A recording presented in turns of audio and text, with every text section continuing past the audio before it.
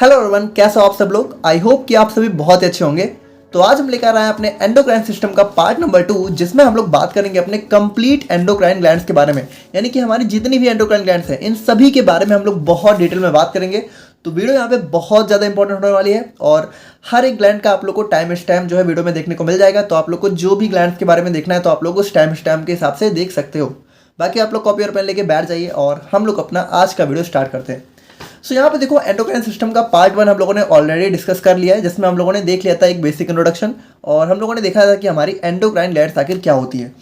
तो यहाँ पे हम लोगों ने देखा कि हमारी बॉडी में टोटल जो है नंबर लगभग कह सकते हो कि 8 एंडोक्राइन ग्लैंड्स देखने को मिलती है। ठीक है, क्योंकि ओवरी और टेस्टिस क्या होते हैं, ये दोनों अलग अलग होते हैं फीमेल्स और मेल्स में। तो टोटल अगर आप लोग इस हिसाब से देखो तो हमें जो है 8 एंडोक्राइन ग्लैंड्स हमारी बॉडी के अंदर देखने को मिलती है। तो इन सभी के बारे में हम लोग सेपरेटली एक एक करके बहुत डिटेल में बात करेंगे।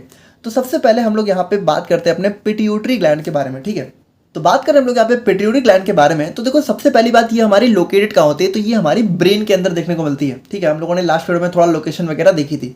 बाकी अगर हम लोग देखें तो pituitary gland is a very small gland. तो पहली बात ये बहुत स्मॉल साइज की होती है। कितना साइज होता है इसका, एक पी यानी कि एक मटर के दाने जितना साइज होता है। And also known as hypophysis. देखो इस चीज़ को याद रखना है, इसको हम लोग हाइपोफाइसिस के नाम से भी जानते हैं। ठीक है, अभी जब इसके पार्ट देखेंगे तो आप लोग को ये चीज़ देखने को मिलेगी।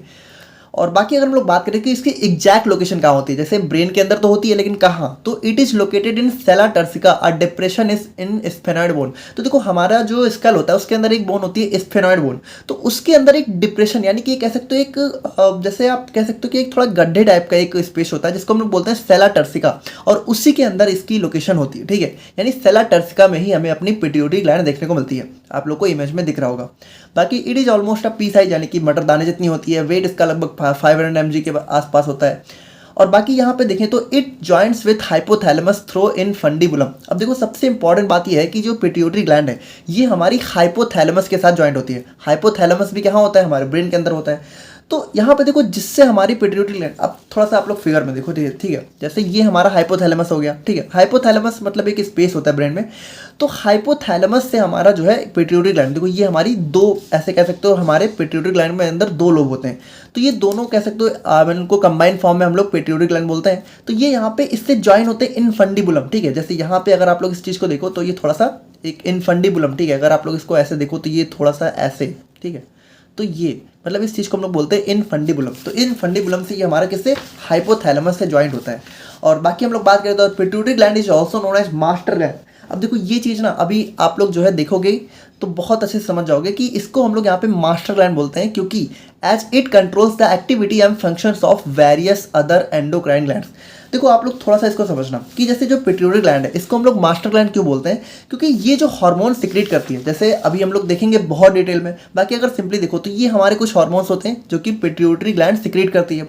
तो ये जो हार्मोन्स होते हैं ना, तो इनमें से लगभग बहुत सारे हार्मोन्स ऐसे होते हैं जो हमारी बाकी एंडोक्राइन ग्लैंड्स को कंट्रोल करते हैं। इसी वजह से हम लोग इसको क्या बोलते हैं, इसको हम लोग बोलते हैं मास्टर ग्लैंड, यानी कि ये हमारे बाकी एंडोक्राइन ग्लैंड्स को कंट्रोल करने का काम करती है।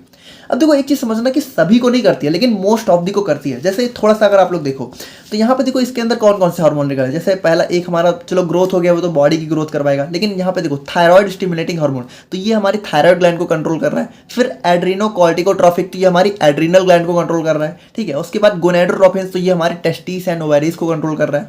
और उसके बाद यहाँ पे मतलब इस तरीके से कह सकते हो कि बॉडी की बहुत सारी हमारे अदर एंडोक्राइन ग्लैंड्स को ये कंट्रोल करता है, जो भी हार्मोन्स निकालता है। इसीलिए इसको हम लोग बोलते हैं master gland of our body. ठीक है, तो इस चीज़ में आप लोग बिल्कुल कंफ्यूज नहीं होना है। एग्जाम में आप लोगों को इस तरीके से क्वेश्चन भी देखने को मिलता है कि define the master gland of our body, तो उसमें आप लोगों को पिट्यूटरी ग्लैंड के बारे में ही डिटेल में लिख के आना है। ठीक है, उसमें बिल्कुल भी कंफ्यूज नहीं होना है। बाकी अगर हम लोग बात करें तो पिट्यूटरी ग्लैंड्स के हमारे जो है पार्ट्स की बात करें तो इसको हम लोग यहाँ पे दो पार्ट्स में डिवाइड कर सकते हैं। पहला हो गया एंटीरियर और दूसरा हो गया पोस्टीरियर। अब देखो सिंपल सी है, एंटीरियर मतलब कि थोड़ा आगे वाला। ठीक है, तो अगर आप लोग मतलब ऐसे समझो कि इसका साइड है उसको अगर फ्रंट से देखो तो यहाँ पे ये एंटीरियर जो पार्ट होगा वो होगा एंटीरियर पिट्यूटरी, और इसके पीछे वाला जो होगा उसको हम लोग बोलते हैं पोस्टीरियर पिट्यूटरी। और इन दोनों को ही कंबाइंड फॉर्म में हम लोग पिट्यूटरी ग्लैंड बोलते हैं। तो इसमें कोई भी कंफ्यूजन आप लोग को नहीं होनी चाहिए। ठीक है, बाकी अगर आप लोग यहाँ पे थोड़ा सा इसका एक अच्छा सा डिटेल डायग्राम देखो तो यहाँ पे देखो ये हमारा हाइपोथैलेमस हो गया, ठीक है। अब देखो ये थोड़ा सा जो ये सेल्स है ना और ये जो ब्लड वेसल्स वगैरह है, तो इनके बारे में अभी डिटेल में देखेंगे। अभी यहाँ पे डिस्कस करने का कोई मतलब नहीं, हम लोग समझ नहीं पाओगे। और ये जो इन्फंडिबुलम हो गया, ठीक है, और ये एंटीरियर हो गया, पोस्टीरियर हो गया। तो अभी ये सब चीज़ें देखना है कि ये सब चीज़ें क्या है, पोर्टल सर्कुलेशन क्या है, न्यूरो सेक्रेटरी सेल्स क्या हो गए, ठीक है, सब देखेंगे। तो देखो यहाँ पे पिट्यूटरी ग्लैंड का एक बेसिक ओवरव्यू तो आप लोग समझ गए। अब हम लोग को क्या पढ़ना है, हम लोग को पढ़ना है एंटीरियर और पोस्टीरियर पिट्यूटरी के बारे में बहुत डिटेल में। लेकिन अभी यहाँ पे पिट्यूटरी ग्लैंड के बारे में पढ़ने से पहले हमें पढ़ना होगा अपने हाइपोथैलेमस के बारे में। अब हाइपोथैलेमस देखो, यहाँ पे एक चीज़ समझना कि हाइपोथैलेमस को हम लोग यहाँ पे प्योरली अपना एंडोक्राइन ग्लैंड नहीं कंसिडर करते हैं, क्योंकि ये हमारा एक टाइप का क्या होता है भाई, ये हमारे ब्रेन का एक पार्ट होता है। लेकिन यहाँ पे ये पिट्यूटरी ग्लैंड के साथ मिलके बहुत ज़्यादा एक मेजर रोल प्ले करता है एंडोक्राइन सिस्टम में। इसीलिए इसको भी हम लोग यहाँ पे अपने कह सकते हो पिट्यूटरी ग्लैंड के साथ इसको भी हम लोग पढ़ते हैं। ऑल्दो अगर प्योरली पूछो तो ये एंडोक्राइन ग्लैंड नहीं होता है, लेकिन फिर भी पिट्यूटरी ग्लैंड के साथ इसको हमें पढ़ना होता है। अब यहाँ पे देखो एक बहुत इंपॉर्टेंट चीज़ देखना कि अभी हम लोगों ने क्या बोला कि पिट्यूटरी ग्लैंड हमारी क्या करती है, ये हमारी मास्टर ग्लैंड होती है, क्योंकि ये हमारे बहुत सारे अदर एंडोक्राइन ग्लैंड्स को कंट्रोल करती है। लेकिन यहाँ पे ये जो हमारी पिट्यूटरी ग्लैंड है जो कि मास्टर ग्लैंड है, तो उसका भी मास्टर कौन है, उसका भी मास्टर हमारा हाइपोथैलेमस होता है। यानी it is known as master of master gland. यानी कि अगर ये हमारा पिट्यूटरी कह सकते हो मास्टर ग्लैंड है, तो ये हमारे हेड मास्टर हो गया, ठीक है। यानी ये हमारे पिट्यूटरी ग्लैंड को भी कंट्रोल करता है। देखो पिट्यूटरी ग्लैंड क्या करती है, हमारी बॉडी की अदर एंडोक्राइन ग्लैंड्स को कंट्रोल करती है, और इसको भी कंट्रोल करने का काम हमारा हाइपोथैलेमस करता है। कैसे करता है, तो यहाँ पे देखो it releases various releasing and inhibiting hormones to the anterior pituitary through portal circulation. देखो अब आप लोग ना थोड़ा सा चीज़ों को ध्यान से समझना। जैसे अभी हम लोगों ने क्या देखा कि जैसे ये सारे कुछ हार्मोन्स हैं जो कि हमारे कह सकते हो अदर हमारे एंडोक्राइन ग्लैंड्स को कंट्रोल करते हैं। तो यहाँ पे अगर आप लोग देखो तो हाइपोथैलेमस भी हमारे कुछ हार्मोन्स निकालता है, और ये हार्मोन्स क्या करते हैं, ये हार्मोन्स हमारे पिट्यूटरी हार्मोन्स को कंट्रोल करते हैं। तो हो गया ना, जैसे ये तो हमारे बॉडी के अदर एंडोक्राइन ग्लैंड्स को कंट्रोल कर रहा है, और इन हार्मोन्स को भी जो कंट्रोल करे तो वो इस मास्टर का भी तो मास्टर हो गया। इसी वजह से इसको हम लोग बोलते हैं मास्टर ऑफ मास्टर ग्लैंड। अब कैसे, देखो जैसे ये हमारा ग्रोथ हार्मोन निकाल रहा है, तो यहाँ पे देखो ग्रोथ हार्मोन निकलेगा तब जब यहाँ से हमारा हाइपोथैलेमस निकालेगा ग्रोथ हार्मोन रिलीजिंग हार्मोन, ठीक है।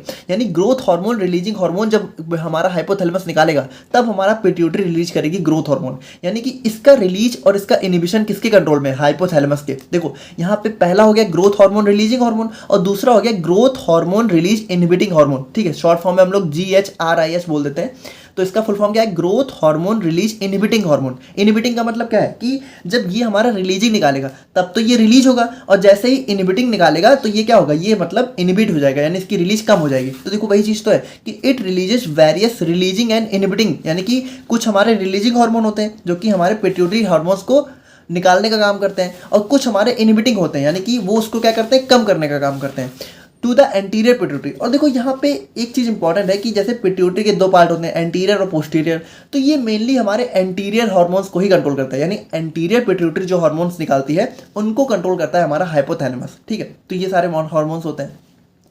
बाकी अगर अभी आप लोग देखोगे ना तो पोस्टीरियर पिट्यूटरी के अंदर कोई हार्मोन एक्चुअल में होता ही नहीं है, ठीक है। अभी हम लोग देख रहे हैं। तो अगर आप लोग यहाँ पे देखो इट ऑल्सो, अच्छा यहाँ पे थोड़ा सा और हम लोग देख लेते हैं। जैसे यहाँ पे मान लो और हार्मोन्स को देखें तो थायरोट्रोपिन रिलीजिंग हार्मोन, ये किसको कंट्रोल करता है, ये हमारा कंट्रोल करता है हमारे थायराइड स्टिमुलेटिंग हार्मोन को। प्रोलैक्टिन रिलीजिंग हार्मोन, ये किसको कंट्रोल करेगा, हमारे प्रोलैक्टिन को, ठीक है। उसी तरीके से प्रोलैक्टिन इनहिबिटिंग हार्मोन, तो ये इसको इनहिबिट करेगा, ठीक है। उसके बाद कॉर्टिकोट्रोपिन रिलीजिंग हार्मोन, ये किसको कंट्रोल करेगा, ये करेगा हमारे एड्रीनोकॉर्टिकोट्रोपिन हार्मोन को। और उसके बाद गोनाडोट्रोपिन रिलीजिंग हार्मोन, तो ये किसको कंट्रोल करेगा, हमारे गोनाडोट्रोपिन को। यानी इस हिसाब से अगर आप लोग देखो तो हमारे पिट्यूटरी ग्लैंड के जितने भी हार्मोन्स हैं उन सभी को लगभग कंट्रोल करने का काम हमारा कौन कर रहा है, हाइपोथैलेमस, ठीक है। यानी इनसे जो हार्मोन निकल रहे हैं वो इसको कंट्रोल या इनहिबिट कर रहे हैं। तो यहाँ पे अगर आप लोग थोड़ा सा ध्यान से देखो तो it also produces and stores hormones in the posterior pituitary through neuro secretary. अब यहाँ पे ध्यान से देखना, देखो यहाँ पे क्या है ना कि एंटीरियर पिट्यूटरी के अंदर तो चलो हमारे ये सारे हार्मोन्स निकलते हैं जो कि हमारे एंटीरियर पिट्यूटरी खुद से निकालती है। मतलब इन सारे में भी कौन से, देखो ये जो ऊपर के 5 है ये हमारी एंटीरियर पिट्यूटरी के हार्मोन्स हैं, तो ये हमारे कह सकते हो एंटीरियर पिट्यूटरी खुद से निकालती है। अब ये जो बाकी नीचे वाले दो हैं इसको हम लोग बोलते हैं पोस्टीरियर पिट्यूटरी हार्मोन्स, यानी कि एंटी डायूरेटिक हार्मोन और ऑक्सीटोसिन हमारा कह सकते हो निकालती तो हमारा मतलब पोस्टीरियर पिट्यूटरी, यानी सिक्रीट तो हमारी बॉडी में ये करती है, लेकिन इसके अंदर इसका फॉर्मेशन नहीं होता है, मतलब बनता इसके अंदर नहीं है, बनता ये हाइपोथैलेमस के अंदर है। ध्यान से समझना, देखो एंटीरियर पिट्यूटरी के जो हार्मोन्स हैं वो एंटीरियर पिट्यूटरी में बनते भी हैं और यहीं से निकलते भी हैं, लेकिन जो पोस्टीरियर पिट्यूटरी के हार्मोन है, पोस्टीरियर के हार्मोन्स है एंटी डाययूरेटिक, ऑक्सीटोसिन, तो ये दोनों यहाँ से निकलते तो हैं लेकिन यहाँ पे बनते नहीं है, बनते ये हाइपोथैलेमस में है और हाइपोथैलेमस से ये हमारे पोस्टीरियर में पहुंचा दिए जाते हैं। यानी अगर आप लोग देखो तो इट ऑल्सो यानी कि ये प्रोड्यूस और स्टोर करता है हार्मोन्स को, किसमें, एडीएच और एंड ऑक्सीटोसिन, एडीएच मतलब एंटी डाययूरेटिक, ठीक है, और ऑक्सीटोसिन तो ऑक्सीटोसिन हो गया। तो ये दोनों हार्मोन हमारे पोस्टीरियर पिट्यूटरी हार्मोन्स होते हैं जो कि हमारा पोस्टीरियर पिट्यूटरी नहीं बनाती है बल्कि हमारा हाइपोथैलेमस बनाता है। बस पोस्टीरियर पिट्यूटरी के अंदर क्या होते हैं, स्टोर होते हैं और निकलते हैं, यानी कि सिक्रीशन इसका पोस्टीरियर पिट्यूटरी करती है, ठीक है। और यहाँ पे देखो ये कैसे पहुंचाए जाते हैं, यानी हाइपोथैलेमस से ये हमारा पोस्टीरियर पिट्यूटरी में कैसे आता है, हमारे न्यूरो सिक्रीटरी या न्यूरो एंडोक्राइन सेल्स है। तो यहाँ पे देखो ये जो आप लोग को सेल्स दिख रही हैं इन्हीं को हम लोग बोलते हैं न्यूरो सिक्रीटरी सेल्स। तो ये क्या करती है, देखो ये हमारा हाइपोथैलेमस से हार्मोन्स बना और इनके थ्रू क्या हुआ, इनके थ्रू ये हमारा पोस्टीरियर पिट्यूटरी में जाके पहुंच गया। तो इसीलिए इस तरीके से हमारा क्या होता है कि पोस्टीरियर पिट्यूटरी के जो दोनों हार्मोन है ये हमारा बनाता हाइपोथैलेमस है लेकिन स्टोर करता है हमारा पोस्टीरियर पिट्यूटरी के अंदर। Okay, now it controls the release और inhibit of hormones from pituitary gland as follows. अब यहाँ पे देखो एक चीज़ समझना कि हम लोगों ने ये तो देखा कि हमारी मास्टर ग्लैंड का भी मास्टर है, लेकिन ये एक्चुअल में कैसे काम करता है, यानी कैसे हमारी मास्टर ग्लैंड के हार्मोन्स को कंट्रोल करता है, यानी पिट्यूटरी ग्लैंड के हार्मोन्स को कैसे कंट्रोल करता है। तो यहाँ पे देखो इसका मैकेनिज्म हमारा कुछ इस तरीके से होता है, ठीक है। तो थोड़ा सा आप लोग यहाँ पे ध्यान से समझना। देखो पहली बात एक चीज़ समझो कि जैसे हम लोगों ने देखा कि हमारे पिट्यूटरी ग्लैंड के दो पार्ट हैं, एंटीरियर और पोस्टीरियर। अब भाई पोस्टीरियर में जो दो हार्मोन निकलते हैं वो तो हमारा हाइपोथैलेमस ही भेजता है, तो इसको कंट्रोल करने की तो कोई बात ही नहीं है, ठीक है, इसके तो हार्मोन्स ही यही भेज रहे हैं, तो उसको हटाओ। बाकी ये कंट्रोल किसको करता है, मेनली ये कंट्रोल करता है हमारी एंटीरियर पिट्यूटरी को, और एंटीरियर पिट्यूटरी ही हमारी कह सकते हो मास्टर ग्लैंड होती है। मतलब वैसे तो हम लोग जनरली बोल देते हैं कि पूरा हमारा पिट्यूटरी ग्लैंड मास्टर ग्लैंड होता है, लेकिन इसके अंदर भी मेन कौन सा पार्ट हमारा मास्टर ग्लैंड की तरह काम करता है, तो हमारा एंटीरियर, क्योंकि यही हमारी ये सारे हार्मोन्स निकालता है जो कि अदर एंडोक्राइन ग्लैंड्स को कंट्रोल करते हैं। तो देखो यहाँ पे कैसे कंट्रोल करता है, जैसे यहाँ पे हाइपोथैलेमस सबसे पहले क्या करता है, हाइपोथैलेमस सबसे पहले हमारा रिलीज करता है रिलीजिंग हार्मोन, ठीक है। तो यहाँ पे ऐसे समझो कि इसको आप लोग ऐसे एक एग्जांपल से समझो कि मान लो हमारे पिट्यूटरी ग्लैंड को हमारा ग्रोथ हार्मोन निकालना है, तो इसको ग्रोथ हार्मोन निकालने के लिए सबसे पहले हमारा हाइपोथैलेमस निकालेगा ग्रोथ हार्मोन रिलीजिंग हार्मोन। यानी देखो हाइपोथैलेमस ने क्या किया, रिलीजिंग हार्मोन निकाला। देखो रिलीजिंग मतलब हमारा जो रिलीज वाले हार्मोन होते हैं, तो यहाँ पे इसका हो गया ग्रोथ हार्मोन रिलीजिंग हार्मोन। तो एग्जांपल से देखो हाइपोथैलेमस ने निकाला GHRH यानी ग्रोथ हार्मोन रिलीजिंग हार्मोन, और जैसे ये हमारा निकाला तो ये हमारा किस में गया, ये हमारा गया एंटीरियर पिट्यूटरी में, और जैसे ये एंटीरियर पिट्यूटरी में गया तो एंटीरियर पिट्यूटरी को सिग्नल मिल गया और इसने निकाला फिर यहाँ पे ग्रोथ हार्मोन, ठीक है। तो यहाँ पे देखो जैसे रिलीजिंग हार्मोन निकलता है वो एंटीरियर पिट्यूटरी में जाता है। अब ये देखो ये सबके लिए वैलिड है, हम लोगों ने यहाँ पे सिर्फ एक एग्जाम्पल लिया है। अब जैसे ये हमारा एंटीरियर पिट्यूटरी में जाता है सिग्नल, तो ये हमारा निकालता है हार्मोन जो भी निकालना होता है। जैसे यहाँ पे अगर GHRH गया तो हमारा कौन सा निकलेगा, हमारा ग्रोथ हार्मोन निकलेगा।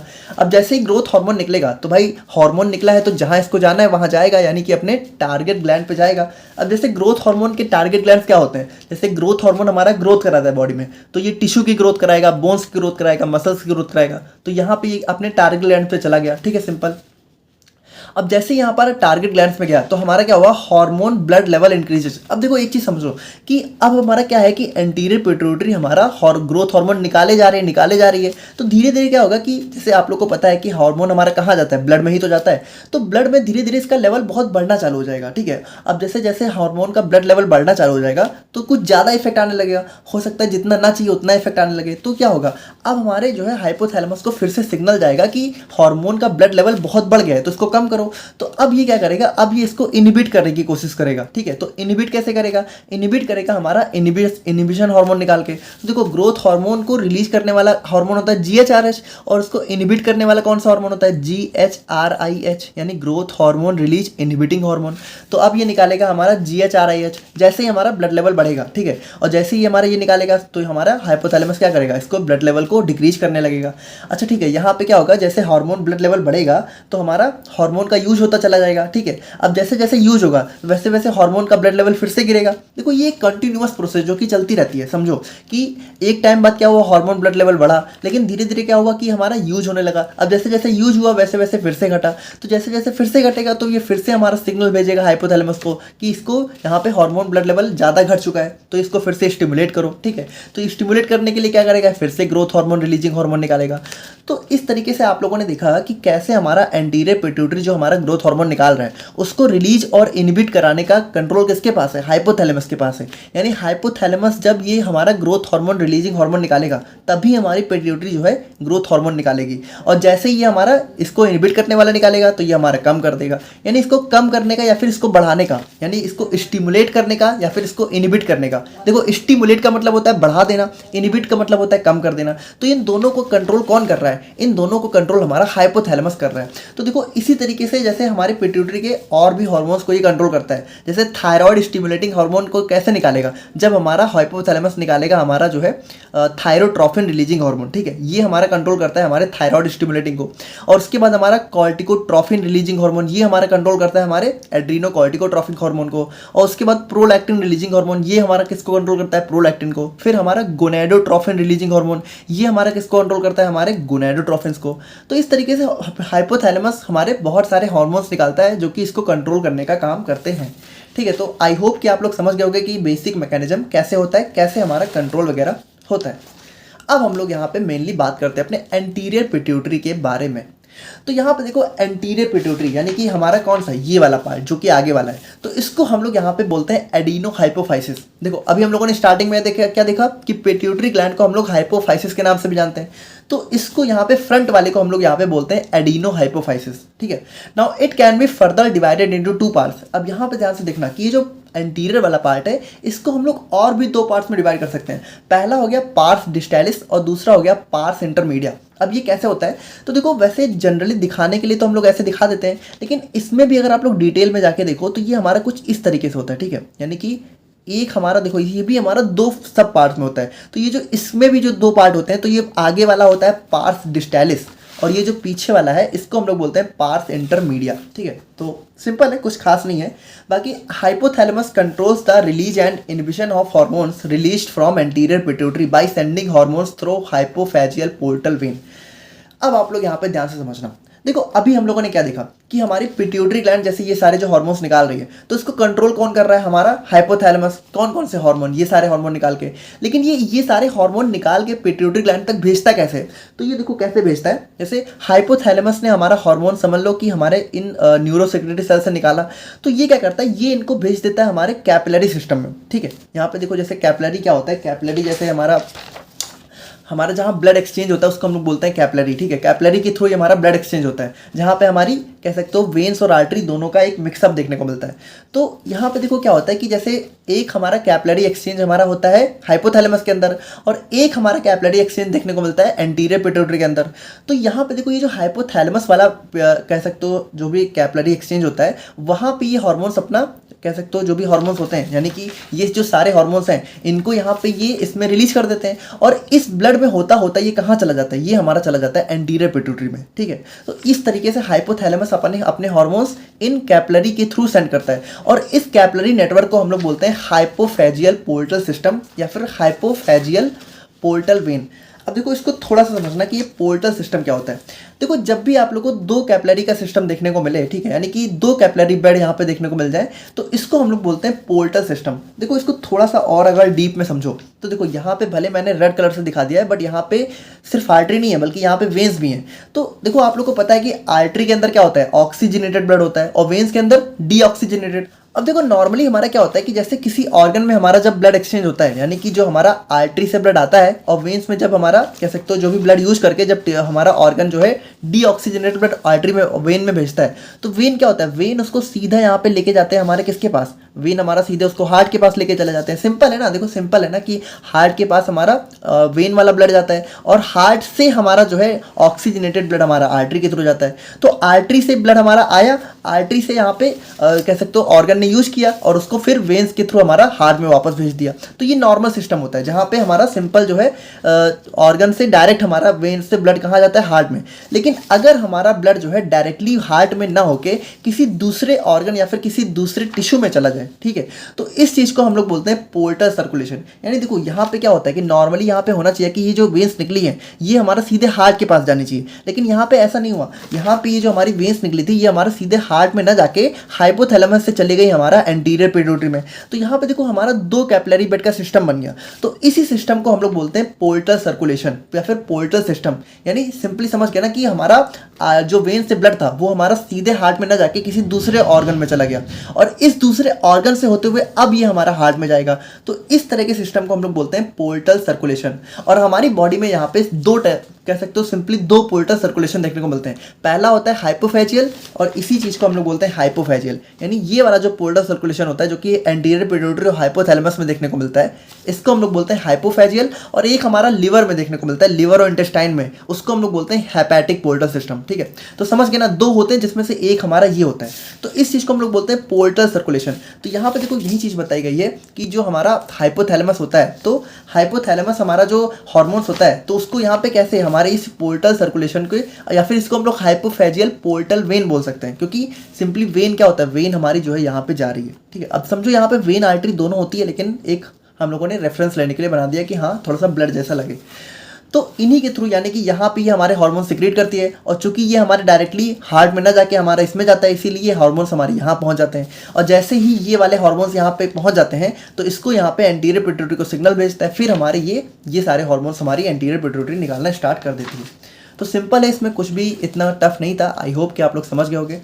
बाकी हम लोग बात करें तो anterior pituitary secretes various hormones that controls and coordinates the function of other endocrine glands. यानी कि ये हमारे बहुत सारे हार्मोन्स निकालती है जो कि अदर एंडोक्राइन ग्लैंड्स को कंट्रोल करते हैं। अब ये कौन कौन से हार्मोन्स होते हैं, तो जैसा हम लोगों ने देखा, पहला होता है ग्रोथ हार्मोन, ठीक है, जिसको हम लोग शॉर्ट में जीएच बोलते हैं।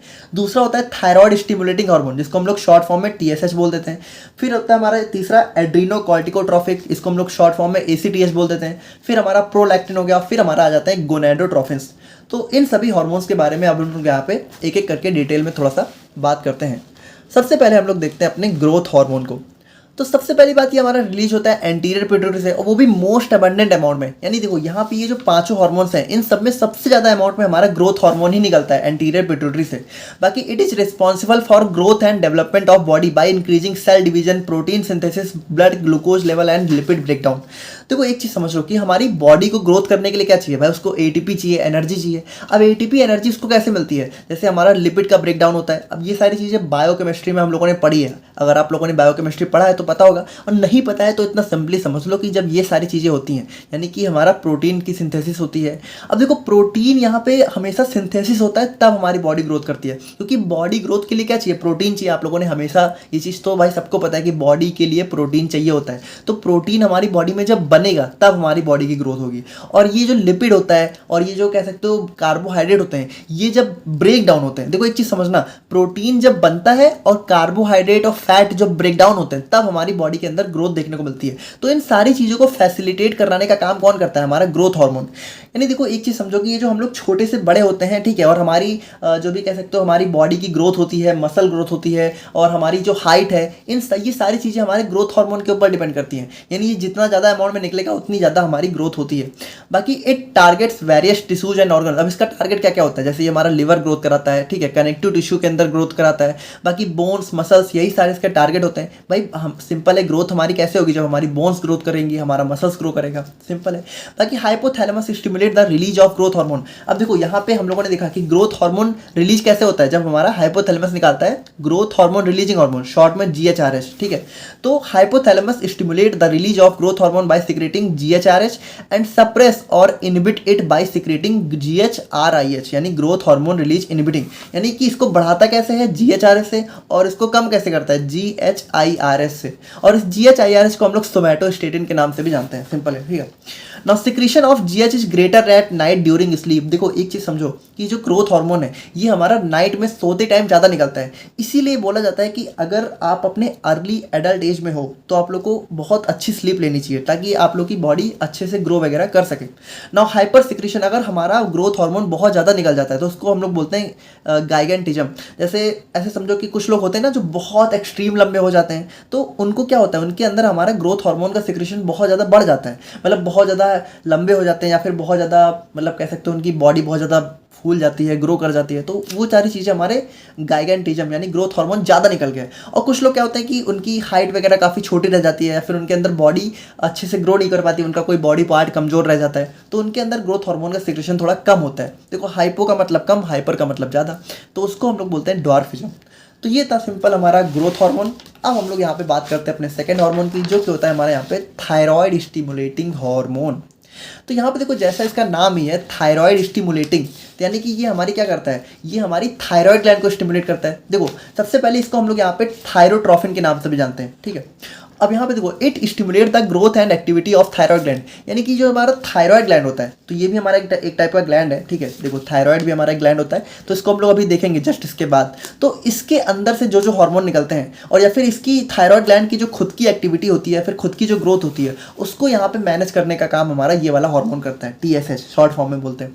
The blood levels of TSH is stimulated by thyrotrophin releasing hormone secreted by hypothalamus. देखो यहाँ पे हमारा थायराइड स्टिमुलेटिंग हार्मोन कब निकलता है या फिर कह सकते हो कब ये बढ़ता है। देखो ब्लड लेवल यानी कि सिंपल है ना, कोई भी हार्मोन है वो हमारा ब्लड में ही तो बढ़ेगा।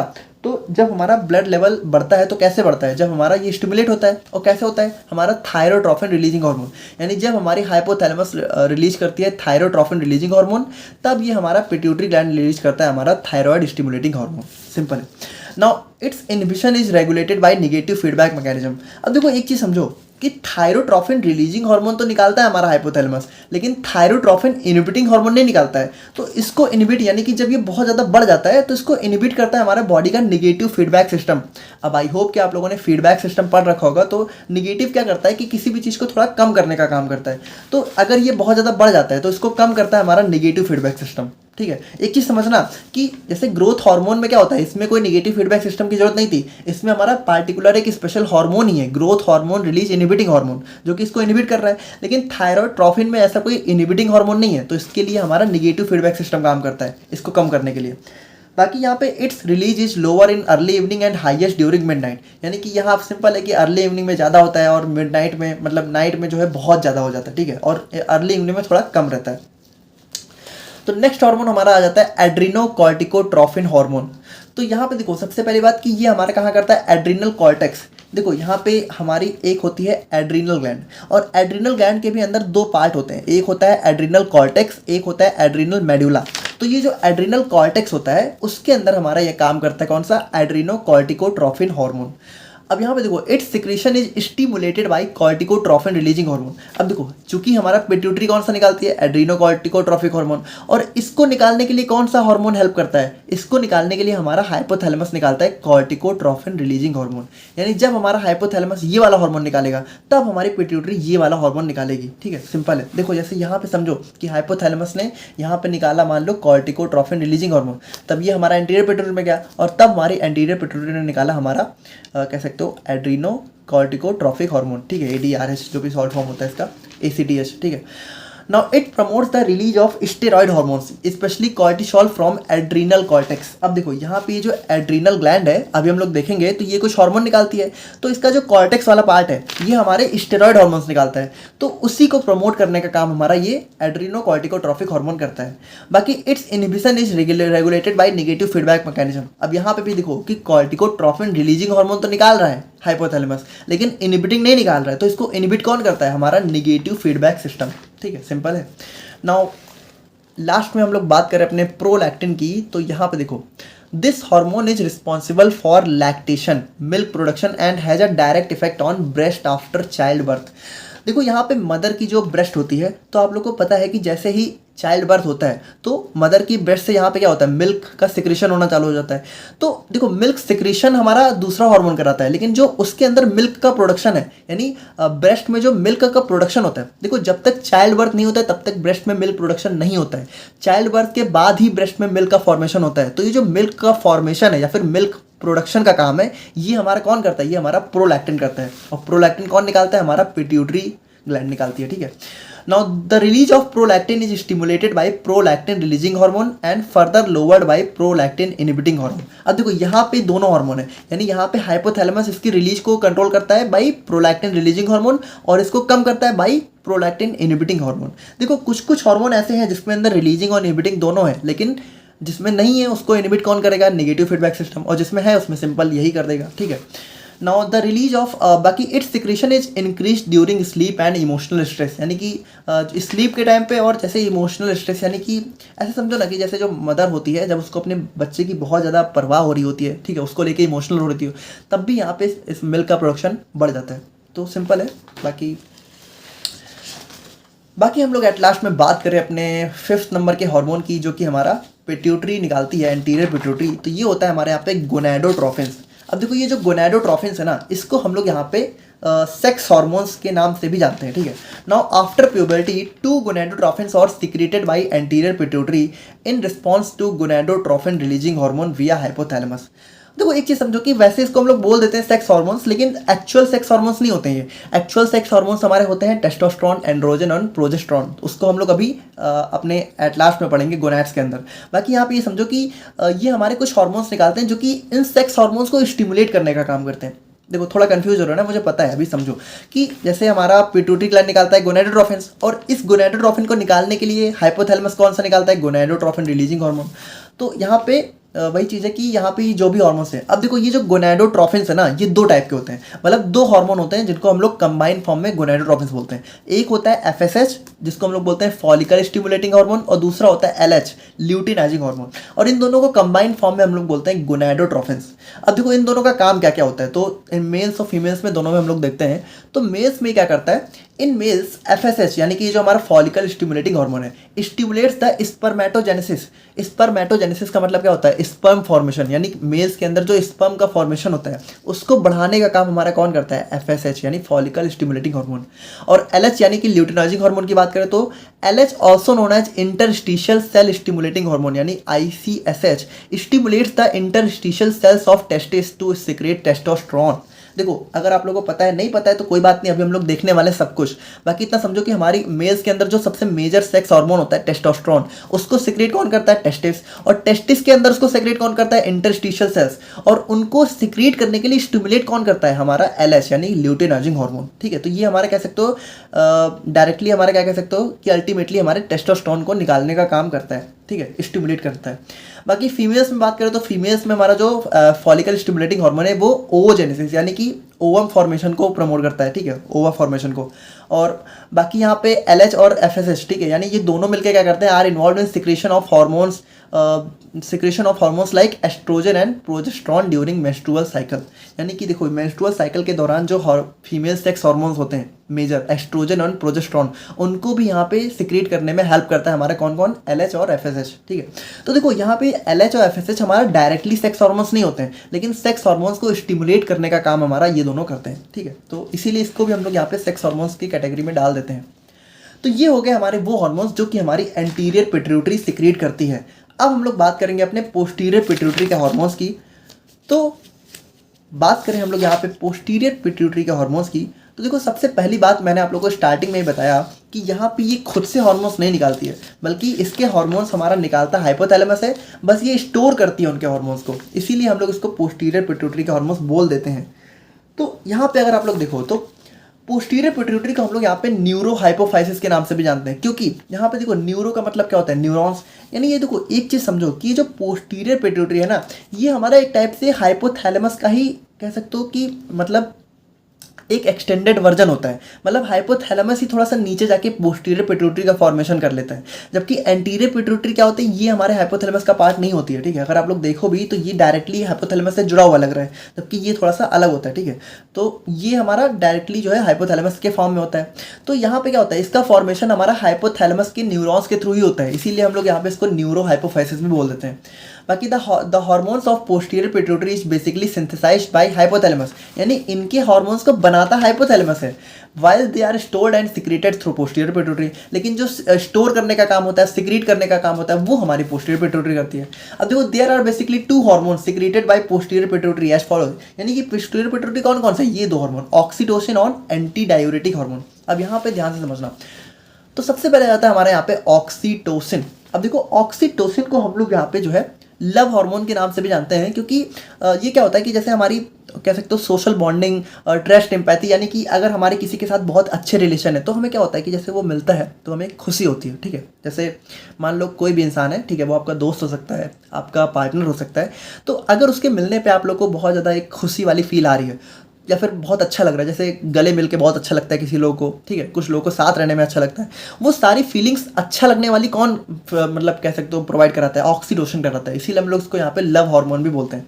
बाकी oxytocin mainly acts on 2 target tissues during and after the child birth, uterine smooth muscles and breast muscles. ध्यान से देखना, ये हमारे मदर फीमेल्स के अंदर 2 हार्मोन्स में काम, दो टिश्यूज में काम करता है। एक होता है यूट्राइन स्मूथ मसल्स, यानी यूट्रस की जो स्मूथ मसल्स होती हैं, और दूसरा होता है ब्रेस्ट, यानी वही चीज़ है जो हम लोगों ने अभी देखा।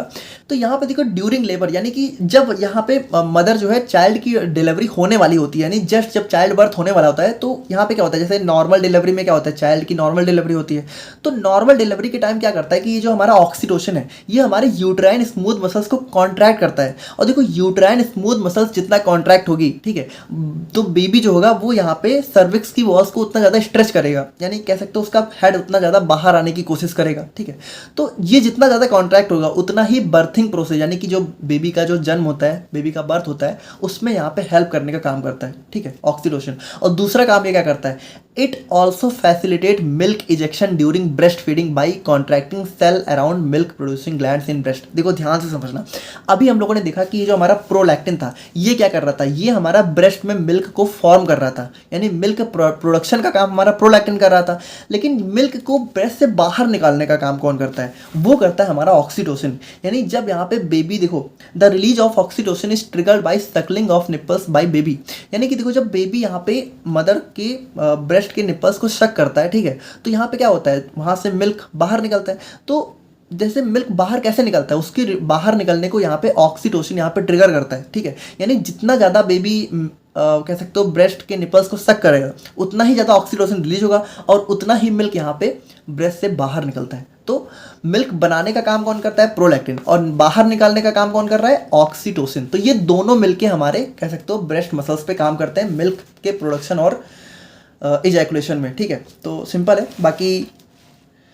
बाकी हम लोग बात करें अपने एट लास्ट में अपने पोस्टीरियर पिट्यूटरी के सेकंड हार्मोन की, तो ये हो जाता है हमारे यहाँ पे एंटी डायूरेटिक हार्मोन। देखो यहाँ पे ध्यान से समझना, एंटी का मतलब अपोज करने वाला, और यूरेटिक मतलब यूरिनेशन, और डाई मतलब कह सकते हो मतलब जब बहुत ज़्यादा यूरिनेशन हो रही हो तो उसको अपोज करने का काम हमारा एंटी डायूरेटिक हार्मोन करता है। तो देखो सबसे पहली बात, इसको हम लोग यहाँ पे वैसोप्रेसिन के नाम से भी जानते हैं। अब क्यों जानते हैं अभी हम लोग देख रहे हैं। बाकी अगर आप लोग सिंपली समझो तो the main function of ADH, यानी जो हमारा एंटी डायूरेटिक हार्मोन का मेन फंक्शन है, is to reduce urine output by increasing water reabsorption through nephrons. देखो आई होप आप लोगों ने यूरिनरी सिस्टम पढ़ के आए हो, नहीं पढ़े हो तो इतना समझो कि हमारा जो किडनी होता है वो क्या करता है, ब्लड को फिल्टर करता है और हमारा किस में, यूरिन में कन्वर्ट कर देता है, ठीक है। तो यूरिन फॉर्मेशन कौन करता है, हमारा किडनी। अब किडनी के अंदर भी ये काम कौन करता है, किडनी के अंदर भी ये काम हमारा नेफ्रॉन करता है। तो यहाँ पे क्या होता है कि नेफ्रॉन्स के अंदर यहाँ पे वाटर का रीअब्जॉर्प्शन, यानी देखो एक चीज़ समझो, यूरिन के अंदर सबसे ज़्यादा अमाउंट में क्या होता है, वाटर होता है, ठीक है। तो अगर हम लोग यूरिन से वाटर को कम कर दें तो क्या होगा, यूरिन आउटपुट कम हो जाएगा। तो यहाँ पे एंटी डायूरेटिक हार्मोन का मेन काम ही होता है यूरिन आउटपुट को कम करना। कब, जब बहुत ज़्यादा बढ़ जाए, यानी कि मान लो ऐसी कोई प्रॉब्लम हो जाए कि यूरिन बहुत ज़्यादा ही निकल रहा है, तो उसको कम करने का काम हमारा एडीएच करता है, ठीक है। तो by increasing the water reabsorption, हो कैसे मतलब कम करता है वाटर को रीअब्जॉर्प्शन, यानी वाटर को यहाँ पे यूरिन से एब्जॉर्प्शन बढ़ा देता है, यानी वाटर का ब्लड में एब्जॉर्प्शन बढ़ा देता है। अब देखो ये सारी चीज़ें आप लोगों को तभी पता होंगी जब अच्छे से पढ़े होगे कि हमारा एक होता है रीएब्जॉर्प्शन, एक होता है सिक्रीशन। बाकी नहीं समझ रहे हो तो सिंपली समझो कि वाटर को यूरिन से निकाल के हमारे ब्लड में वापस भेज देता है। इस तरीके से हमारे यूरिन आउटपुट को कम कर देता है। बाकी इट ऑल्सो कॉजेज वैसोकॉन्स्ट्रिक्शन, यानी कि जो हमारी ब्लड वेसल्स हैं उनको ये कॉन्ट्रैक्ट करने का काम भी करता है और लीड्स टू इनकी। अब देखो एक चीज़ समझो, हम लोगों ने हार्ट वाले मसल्स चैप्टर में देखा था कि अगर हमारी ब्लड वेसल्स यहाँ पे कॉन्ट्रैक्ट होंगी, यानी कि ये हमारे सिकुड़ के पतली हो जाएंगी, तो इसके अंदर जो ब्लड फ्लो हो रहा था वो यहाँ पे क्या होगा, उसका प्रेशर बढ़ जाएगा, तो उसकी वजह से हमारा बीपी बढ़ जाएगा। और इसी वजह से हम लोग यहाँ पे इसको वैसोप्रेसिन के नाम से भी जानते हैं। देखो वैसोप्रेसिन का मतलब क्या हो, ब्लड वेसल्स को प्रेस करने वाला, यानी कि प्रेस मतलब दबाने वाला। तो यहाँ पे क्या करता है, वही चीज़ है। तो ये हो गए हमारे यहाँ पे पिट्यूटरी ग्लैंड के हार्मोन्स और एक बहुत ही डिटेल इंट्रोडक्शन हमारा पिट्यूटरी ग्लैंड का। आई होप कि आप लोग यहाँ पे पिट्यूटरी ग्लैंड के बारे में बहुत डिटेल में समझ के होगे। अब हम लोग यहाँ पे बात करते हैं अपने थायराइड ग्लैंड के बारे में। तो बात करें हम लोग यहाँ पे थायराइड ग्लैंड के बारे में, तो देखो it is the largest endocrine gland in our body, यानी कि हमारी जितनी भी एंडोक्राइन ग्लैंड है उनमें सबसे बड़ी हमारी होती है थायराइड ग्लैंड। और इट प्रेजेंट अराउंड ट्रैकिया, और ये ट्रैकिया के आसपास प्रेजेंट होती है। ट्रैकिया आप लोग को पता है वेंट पाइप होता है, ठीक है। और यहाँ पे अगर हम लोग एग्जैक्टली इसकी लोकेशन की बात करें तो जो हमारा 5th, 6th और 7th सर्वाइकल और फर्स्ट थोरैसिक वर्टिब्रा होता है, ठीक है। वर्टिब्रल कॉलम्स की बोन होती है, ठीक है, तो वर्टिब्रा होता है, तो वहाँ पे हमें ये देखने को मिलता है। बाकी इट रिसेंबल्स, यहाँ पे अगर आप लोग देखो इसको थोड़ा सा, अगर आप लोग देखो तो ये थोड़ा बटरफ्लाई शेप का दिखता है, ठीक है। इसलिए इसको बोलते हैं कि it resembles the shape of butterfly.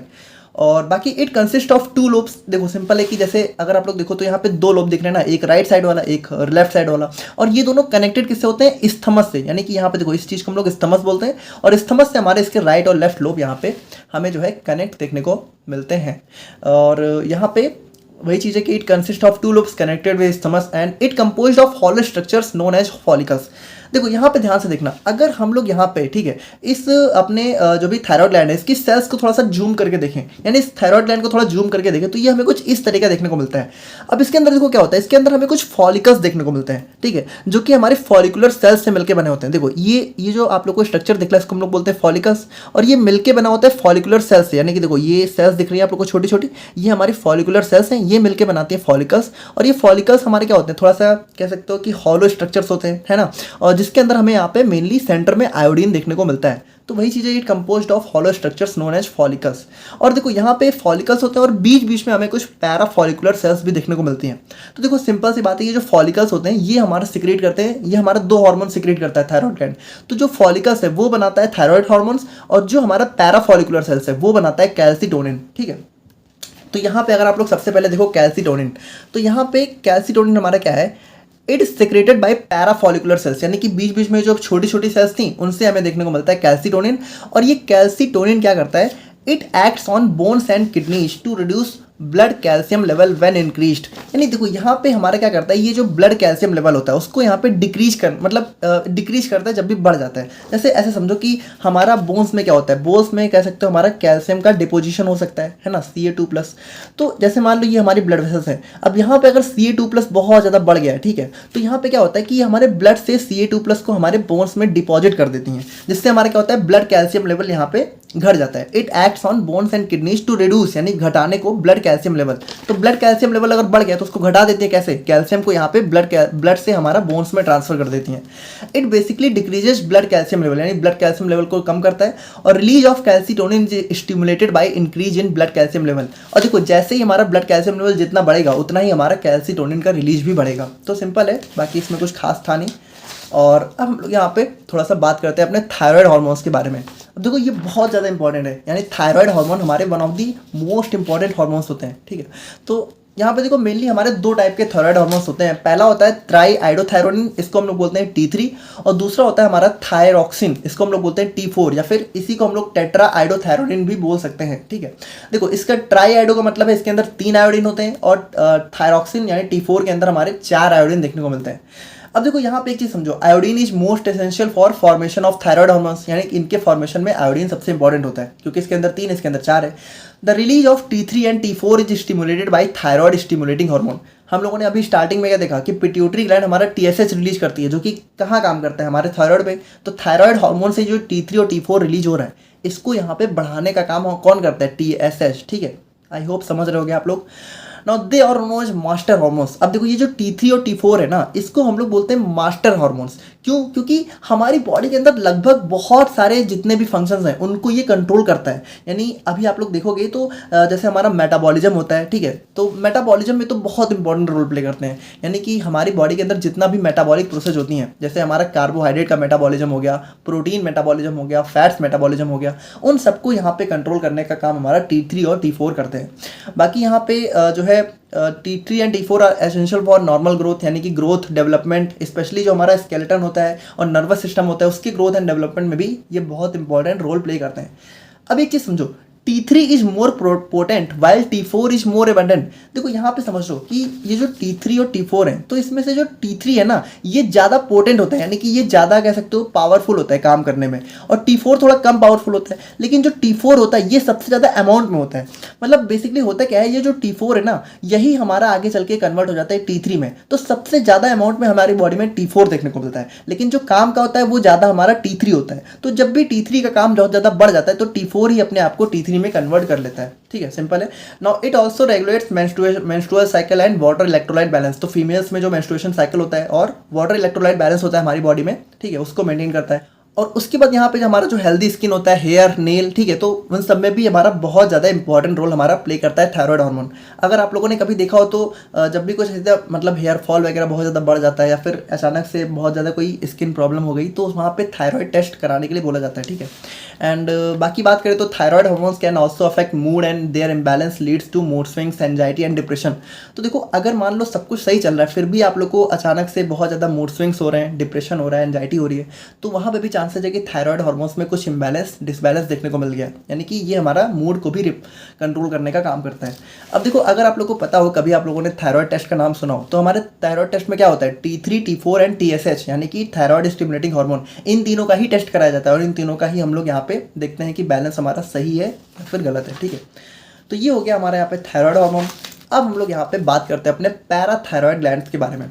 तो देखो थायराइड ग्लैंड क्या होता है, थायराइड ग्लैंड हम लोगों ने देखा जो बटरफ्लाई शेप की होती है। तो जो पैराथायराइड है ना ये हमारी थायराइड ग्लैंड के अंदर ही देखने को मिलती है, यानी there are 4 small parathyroid glands located within thyroid gland. यानी यहाँ पे देखो तो कुछ इस तरीके की इनकी लोकेशन होती है, 4 हमारी पैराथायराइड ग्लैंड्स होती हैं ना। Parathyroid gland secretes parathyroid hormone, और ये हमारे कौन सा हार्मोन सिक्रीट करती है, पैराथायराइड हार्मोन। तो यहाँ पे अगर आप लोग देखो तो ये होता है हमारे यहाँ पे, अब इसको हम लोग यहाँ पे पैराथायराइड हार्मोन या फिर पैराथॉर्मोन या फिर PTH इस नाम से भी बुला सकते हैं, ठीक है, कोई सब सेम ही है। तो ये हमारा क्या करता है, ये हमारा रेगुलेट या फिर इंक्रीज करता है ब्लड कैल्शियम लेवल। देखो एक चीज़ समझो, अभी हम लोगों ने क्या देखा कि थायराइड हमारा एक हार्मोन निकलता है कैल्सीटोनिन, ठीक है। तो ये कैल्सीटोनिन क्या करता है, ब्लड कैल्शियम लेवल को डिक्रीज करता है, और ये जो पैराथॉर्मोन है ये हमारा ब्लड कैल्शियम लेवल को इंक्रीज करता है, यानी कि ये हमारा जब लो होता है। तो यहाँ पे देखो अगर हमारा ब्लड में कैल्शियम ज़्यादा बढ़ गया तो वो हमारा ब्लड बोन में चला जाता है, किसकी मदद से, कैल्सीटोनिन से, ठीक है। लेकिन अगर वही चीज़ हमारा ब्लड कैल्शियम लेवल बहुत कम मतलब कम हो जाए, बहुत ज़्यादा कम हो गया, तो हमारा बोन से दोबारा हमारा कैल्शियम हमारे ब्लड में चला जाता है, किसकी हेल्प से, हमारे पैराथॉर्मोन यानी कि पैराथायराइड हार्मोन की वजह से। तो ये दोनों मिलकर क्या करते हैं, हमारे ब्लड कैल्शियम लेवल को एक नॉर्मल लेवल में मेंटेन करने का काम करते हैं। तो it maintains proper calcium balance in body by stimulating release of calcium from bones, enhancing calcium absorption from intestine and reducing calcium excretion from kidney. तो देखो यहाँ पे वही चीज़ है कि हमारा जो कैल्शियम का रिलीज होता है बोन से वो बढ़ा देता है, और कैल्शियम हमारी बॉडी में कैसे बढ़ेगा, जैसे इंटेस्टाइन से कैल्शियम का एब्जॉर्प्शन, आपको पता है कि हमारा जितना भी न्यूट्रिएंट्स होता है वो इंटेस्टाइन से एब्जॉर्ब होता है, तो वहाँ बढ़ा देगा। और बाकी किडनी से जैसे मतलब हमारी यूरिन में जो हमारा कह सकते हो कैल्शियम का एक्सक्रीशन होता है उसको भी कम कर देता है, तो हमारी बॉडी से कैल्शियम बाहर ज़्यादा भी नहीं है। तो वही चीज़ इस तरीके से हमारा कैल्शियम लेवल को मेंटेन करता है। बाकी parathormone and calcitonin from thyroid gland acts in complementary manner to maintain blood calcium level within normal range. देखो वही चीज़ मैंने आप लोग को बताई ना कि ये जो पैराथॉर्मोन है और जो कैल्सीटोनिन है ये दोनों मिलकर हमारे ब्लड कैल्शियम लेवल को नॉर्मल रेंज में कंट्रोल करने का काम करते हैं। तो ये था हमारा थायराइड एंड पैराथायराइड ग्लैंड। अब हम लोग यहाँ पे बात करते हैं अपने one of the most important endocrine gland के बारे में, जो कि हमारा यहाँ पे एड्रीनल ग्लैंड। तो बात करें हम लोग यहाँ पे एड्रीनल ग्लैंड के बारे में, तो यहाँ पे देखो there are 2 adrenal glands in our body at the top of both kidneys. अब देखो हमारी बॉडी में किडनी तो होती है और दोनों किडनी के ऊपर हमें यहाँ पे 2 एड्रीनल ग्लैंड देखने को मिलती है। देखो अगर आप लोग देखो तो जैसे ये हमारी किडनी हो गई और किडनी के ऊपर हमें कुछ इस तरीके से हमारी एड्रीनल ग्लैंड देखने को मिलती है। बाकी यहाँ पे बात करें तो 4 सेंटीमीटर लॉन्ग होती है, 3 सेंटीमीटर थिक होती है और 4 ग्राम वेट में होती है। और यहाँ पे ध्यान से देखना कि एड्रिनल ग्लैंड को हम लोग यहाँ पे फर्दर दो सब पार्ट्स में डिवाइड कर सकते हैं। देखो यहाँ पे अगर हम लोग अपने इस एड्रिनल ग्लैंड को थोड़ा सा बीच से कट करके और जूम करके देखें ना, तो ये हमारा जो है कुछ इस तरीके की हमें देखने को मिलती है। तो यहाँ पे अगर आप लोग देखो तो इसके अंदर हमारे दो पार्ट्स हो जाते हैं। एक हमारा इनर वाला पार्ट हो जाता है, ठीक है, जिसको हम लोग बोल देते हैं एड्रिनल मेडुला, और एक हमारा इसका आउटर पार्ट हो जाता है जिसको हम बोल देते हैं एड्रिनल कॉर्टेक्स। अब यहाँ पे ध्यान से देखना, अगर हम लोग इस अपने एड्रिनल कॉर्टेक्स को भी थोड़ा जूम करके देखें तो ये भी यहाँ पे 3 लेयर से मिलकर बना होता है, यानी इसके अंदर 3 लेयर होती है। पहली सबसे आउटर मोस्ट लेयर होती है जोना ग्लोमेरुलोसा, बीच वाली को हम लोग बोलते हैं जोना फैसिकुलाटा, और थर्ड वाली को हम लोग बोलते हैं जोना रेटिकुलरिस, ठीक है। तो बाकी यहाँ पे देखो कि एड्रिनल कॉर्टेक्स और मेडुला, इन दोनों को हम लोग यहाँ पे सेपरेटली स्टडी करते हैं। तो सबसे पहले बात करें अपने कॉर्टेक्स की, तो यहाँ पे देखो जो हमारा एड्रिनल कॉर्टेक्स है, तो यहाँ पे क्या होता है, ये हमारा आउटर मोस्ट पार्ट होता है, यानी आउटर कवरिंग होती है। बाकी बात करें हम लोग यहाँ पे, तो ये हमारा रीनल टिश्यू से मिलकर बना होता है, यानी कि जो हमारी किडनी है उसी की टिश्यू से हमारा एड्रिनल कॉर्टेक्स मिलकर बना होता है। जबकि जो मेडुला है ना, तो मेडुला हमारा नर्वस टिश्यू से मिलकर बना होता है। ये चीज़ ध्यान रखना कि ये हमारा रीनल यानी कि किडनी की टिश्यू से ही बना होता है। बाकी एड्रिनल कॉर्टेक्स प्रोड्यूसेस 3। अब यहाँ पे देखो जो हमारा कॉर्टेक्स रीजन है, तो हम लोगों ने देखा ये हमारा 3 सब पार्ट्स में डिवाइड हो, यानी कि इसके अंदर 3 लेयर होती हैं। कौन कौन सी? जोना ग्लोमेरुलोसा, जोना फैसिकुलाटा, जोना रेटिकुलरिस। अब ये तीनों ना 3 अलग अलग हार्मोन सीक्रेट करती हैं। जैसे जोना ग्लोमेरुलोसा करता है मिनरलोकॉर्टिकॉइड्स, फैसिकुलाटा करता है ग्लूकोकॉर्टिकॉइड्स, और रेटिकुलरिस करता है गोनाडोकॉर्टिकॉइड्स। और इन तीनों को, यानी कि इन तीनों को कंबाइंड फॉर्म में हम लोग बोलते हैं कॉर्टिकॉइड्स या फिर कॉर्टिकोस्टेरॉइड्स। यानी adrenal cortex produces 3 group of steroid hormones. यानी ये तीनों हमारे क्या होते हैं? स्टेरॉइड हार्मोन्स होते हैं, और इनको हम लोग कलेक्टिवली यहाँ पे कॉर्टिकोस्टेरॉइड्स या फिर कॉर्टिकॉइड्स बोलते हैं। अब जैसे वही चीज़ है कि यहाँ पे हमारा 3 सब पार्ट्स में डिवाइड होता है, 3 हमारी लेयर होती हैं, और तीनों यहाँ पे 3 अलग अलग हार्मोन सीक्रेट करती हैं। और अब इन तीनों के बारे में ही हमें यहाँ पे थोड़ा सा डिटेल में देखना है। तो सबसे पहले हम लोग बात करते हैं अपने मिनरलोकॉर्टिकॉइड्स के बारे में।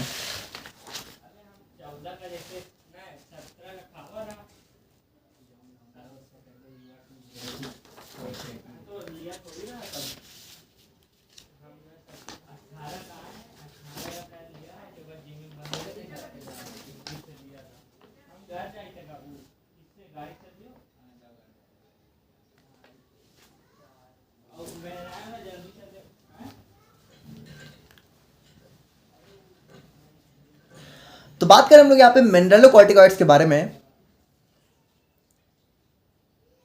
तो बात करें हम लोग यहाँ पे मिनरलोकॉर्टिकॉइड्स के बारे में, तो बात करें हम लोग यहाँ पे मिनरलोकॉर्टिकॉइड्स के बारे में, तो देखो वैसे हमारे मिनरलोकॉर्टिकॉइड्स के अंदर बहुत सारे हार्मोन होते हैं, लेकिन इसके अंदर जो सबसे मेजर हार्मोन होता है, या फिर कह सकते हो जो सबसे मेन फंक्शन करता है, वो होता है हमारे यहाँ पे एल्डोस्टेरॉन। एल्डोस्टेरॉन का नाम आप लोगों ने हो सकता है सुन रखा हो, अगर आप लोगों ने यहाँ पे पैथोफिजियोलॉजी पढ़ी होगी। बाकी नहीं सुना है तो समझो यहाँ पे ये हमारा एक मिनरलोकॉर्टिकॉइड्स होता है। तो aldosterone is the major mineralocorticoid hormone. It helps to maintain water and electrolyte balance in our body. तो ये हमारी बॉडी में वाटर और इलेक्ट्रोलाइट बैलेंस को मेंटेन करता है। कैसे? It stimulates the Na+ reabsorption and K+ secretion. देखो जैसा कि हम लोगों ने देखा था कि जो हमारा नेफ्रॉन था, वहाँ पे क्या होता है, हमारा जैसे नेफ्रॉन में हम लोगों ने देखा ना कि जैसे ये हमारी कलेक्टिंग डक्ट थी, ठीक है, इस तरीके से। तो यहाँ पे देखो क्या होता है, यहाँ पे कुछ चीज़ों का एब्जॉर्प्शन होता है, कुछ चीज़ों का सिक्रेशन होता है। तो यहाँ पे जैसे Na+ को क्या करता है, ये Na+ को हमारे नेफ्रॉन से दोबारा से ब्लड वेसल्स में डाल देता है, ठीक है। तो यानी Na+ का रीअब्जॉर्ब कर लेता है, यानी हमारे कह सकते हो यूरिन से दोबारा से रीअब्जॉर्ब कर लेता है, और K+ को यहाँ पे और ज़्यादा बाहर करने लग जाता है। तो इस तरीके से ये हमारी बॉडी में water and electrolyte balance maintain करता है। देखो समझो सिंपली कि Na+ जब कम हो जाएगा तो उसको दोबारा से रीअब्जॉर्ब करना चालू कर देगा, और K+ जब बहुत बढ़ जाएगा तो उसको एक्सक्रीट करना चालू कर देगा। बाकी हम लोग यहाँ पे बात करें तो release of aldosterone is stimulated by increase blood potassium level and RAS system. देखो जैसा कि हम लोगों ने देखा कि K+ को क्या करता है, हमारी बॉडी से एक्सक्रीट करता है। तो एक्सक्रीट कब करेगा? जब हमारे ब्लड में पोटेशियम का लेवल बढ़ जाएगा, है ना। तो एक तो अगर हमारा ब्लड पोटेशियम लेवल बढ़ता है तब ये जो है रिलीज होना ज़्यादा चालू हो जाता है, और दूसरा होता है हमारे यहाँ पर RAS system, renin angiotensin aldosterone system. अब देखो अगर आप लोगों ने यहाँ पे इसको पढ़ा है यूरिनरी सिस्टम में तो अच्छी बात है, नहीं पढ़ा है तो जान लो कि हमारे एक सिस्टम होता है, तो इसमें भी हमारा जो है एल्डोस्टेरॉन एक्टिवेट हो जाता है। और बाकी हम लोग यहाँ पे बात करें अपने सेकंड हार्मोन की, तो यहाँ पे ये हो जाते हैं हमारे ग्लूकोकॉर्टिकॉइड्स। अब देखो यहाँ पे ये सब क्या है, ये थोड़ा सा एक ग्रुप ऑफ हार्मोन्स है। जैसे ग्लूकोकॉर्टिकॉइड्स के अंदर हमारा आ जाता है कॉर्टिसोल, कॉर्टिकोस्टेरॉन एंड कॉर्टिसोन। ये तीनों हमारे मेजर ग्लूकोकॉर्टिकॉइड्स होते हैं। अब यहाँ पे देखो इन तीनों में भी बात करें तो ये कॉर्टिसोल हमारा मेजर ग्लूकोकॉर्टिकॉइड हार्मोन होता है। Now they are essential for life regulation of metabolism and responses to stress. देखो यहाँ पे सबसे इंपॉर्टेंट चीज़ ये है कि ये जो हमारे हार्मोन्स होते हैं ये मेनली तब निकलते हैं जब हम लोग बहुत ज़्यादा स्ट्रेस वगैरह ले रहे होते हैं। तो स्ट्रेस में क्या करते हैं, बेसिकली स्ट्रेस में ये हमारी बॉडी में कुछ फंक्शंस को परफॉर्म कर दें ताकि हमारी बॉडी स्ट्रेस में बिल्कुल डाउन ना हो जाए। तो release of cortisol triggered by stress, यानी कि जब भी हम लोग स्ट्रेस लेते हैं तो ये हमारा रिलीज होता है। Now it is also known as life saving hormone. अब देखो इसको लाइफ सेविंग हार्मोन इसलिए बोलते हैं कि स्ट्रेस में क्या होता है कि हमारी बॉडी बिल्कुल डाउन ना चली जाए। अगर हम लोग बहुत स्ट्रेस ले रहे हो तो उस टाइम पे क्या करता है, हमारी बॉडी के अंदर बहुत सारे फंक्शंस को परफॉर्म करने का काम करता है। जैसे हमारा ग्लूकोनियोजेनेसिस को परफॉर्म करता है जब भी हम लोग स्ट्रेस ले रहे होते हैं, ठीक है। तो ग्लूकोनियोजेनेसिस मतलब कि हमारे बॉडी में न्यू ग्लूकोज का फॉर्मेशन अमीनो एसिड से, और लिपोलाइसिस यानी कि हमारा कह सकते हो लिपिड्स का ब्रेक डाउन करता है ग्लूकोज में। देखो एक चीज़ समझो कि ग्लूकोज हमारे लिए सबसे एसेंशियल चीज़ होती है। तो जब भी हमारी बॉडी में कुछ भी ऐसी चीज़ें होती हैं जिससे हमारी बॉडी अच्छे से काम नहीं कर पा रही हो, तो हम उसको उसके अंदर यहाँ पे ग्लूकोज का फॉर्मेशन बना रहे, तो उसमें जो भी चीज़ें काम करती हैं, जैसे ये हमारा स्ट्रेस में क्या होता है कि ये सारी चीज़ें हमारा बॉडी में ग्लूकोज की कमी ना हो, इसकी वजह से ये हमारा ये सारे फंक्शंस परफॉर्म करता है ताकि ग्लूकोज की कमी ना हो, ठीक है, और ग्लूकोज बॉडी में बना रहे। और उसके बाद सोडियम एंड वाटर रीअब्जॉर्प्शन ये भी बढ़ा देता है। अब देखो एक चीज़ समझो, चूंकि ये हमारा स्ट्रेस में निकल रहा है तो स्ट्रेस लेना अच्छी बात तो होती नहीं है। अब अगर स्ट्रेस में कोई हमारा हार्मोन निकल रहा है तो वो भले दो तीन चीज़ें हमारी बॉडी के लिए करे जो कि स्ट्रेस में हमारी बॉडी को मेंटेन करे, लेकिन एट लास्ट में वो हमारी बॉडी को हार्म ही करता है। तो अगर मान लो बाकी चीज़ें हम लोग देखें तो जैसे इसके अंदर एंटी इन्फ्लामेटरी एक्शन होता है, यानी ये इन्फ्लामेशन को अपोज करता है। अब आप लोग सोच रहे होगे कि एंटी इन्फ्लामेटरी एक्शन भी अच्छी बात है, बट अच्छी बात नहीं है। अगर आप लोगों ने इन्फ्लामेशन पढ़ा है तो आप लोग को पता होगा कि इन्फ्लामेशन हमारी बॉडी के लिए एक अच्छा रिस्पॉन्स होता है, हमारा बुरा रिस्पॉन्स नहीं होता है। ये हमारी बॉडी को एक मतलब कह सकते हो बैक्टीरिया या फॉरेन पार्टिकल से बचाने का काम करता है। लेकिन अगर ये एंटी इन्फ्लामेटरी एक्शन शो करेगा तो वो हमारी बॉडी के लिए हार्मफुल है। बाकी सप्रेस इम्यून रिस्पॉन्स, यानी हमारी बॉडी की इम्यूनिटी को भी लो कर देता है। डिले बॉन्ड हीलिंग, यानी कि जैसे हमें कोई भी चोट वगैरह लग जाती है तो उसकी हीलिंग को डिले कर देता है, यानी कि धीमे कर देता है। तो ये सारी चीज़ें अच्छी थोड़ी हैं। Suppress response of tissue to injury, यानी इंजरी हो जाती है तो वहाँ पे रिस्पॉन्स स्लो कर देता है। तो इसी वजह से क्या होता है कि स्ट्रेस में ये हमारा हार्मोन निकलता है जो कि बॉडी के लिए अच्छा नहीं होता है। मतलब अच्छा क्यों नहीं होता है, क्योंकि स्ट्रेस नहीं लेना चाहिए। अगर स्ट्रेस लोगे तभी तो निकलेगा। तो वही चीज़ है कि कुछ तो चलो हमारी बॉडी के लिए करेगा, लेकिन बाकी ये हार्म भी करता है। तो ये चीज़ होती है। बाकी थर्ड हमारा यहाँ पे आ जाता है गोनेडोकॉर्टिकॉइड्स। तो गोनेडोकॉर्टिकॉइड्स को हम लोग यहाँ पे सेक्स हार्मोन्स भी बोलते हैं। अब देखो जैसा कि हम लोगों ने देखा कि वैसे हमारे सेक्स हार्मोन्स क्या क्या होते हैं हमारा, जैसे अगर आप लोग थोड़ा सा देखो, ठीक है, तो यहाँ पे जैसे हमारा जो सेक्स हार्मोन्स होते हैं तो हमारे यहाँ पे मेनली 3 टाइप के सेक्स हार्मोन्स होते हैं, ठीक है। देखो पहला होता है हमारे यहाँ पे टेस्टोस्टेरोन, ठीक है, टेस्टोस्टेरोन जो कि हमारा मेल सेक्स हार्मोन होता है। और दूसरा होता है हमारे यहाँ पे प्रोजेस्टेरोन जो कि हमारा फीमेल होता है। और थर्ड होता है एस्ट्रोजन जो कि हमारा ये भी फीमेल सेक्स हार्मोन होते हैं। तो देखो ये दोनों होते हैं फीमेल, है ना, और टेस्टोस्टेरोन होता है मेल।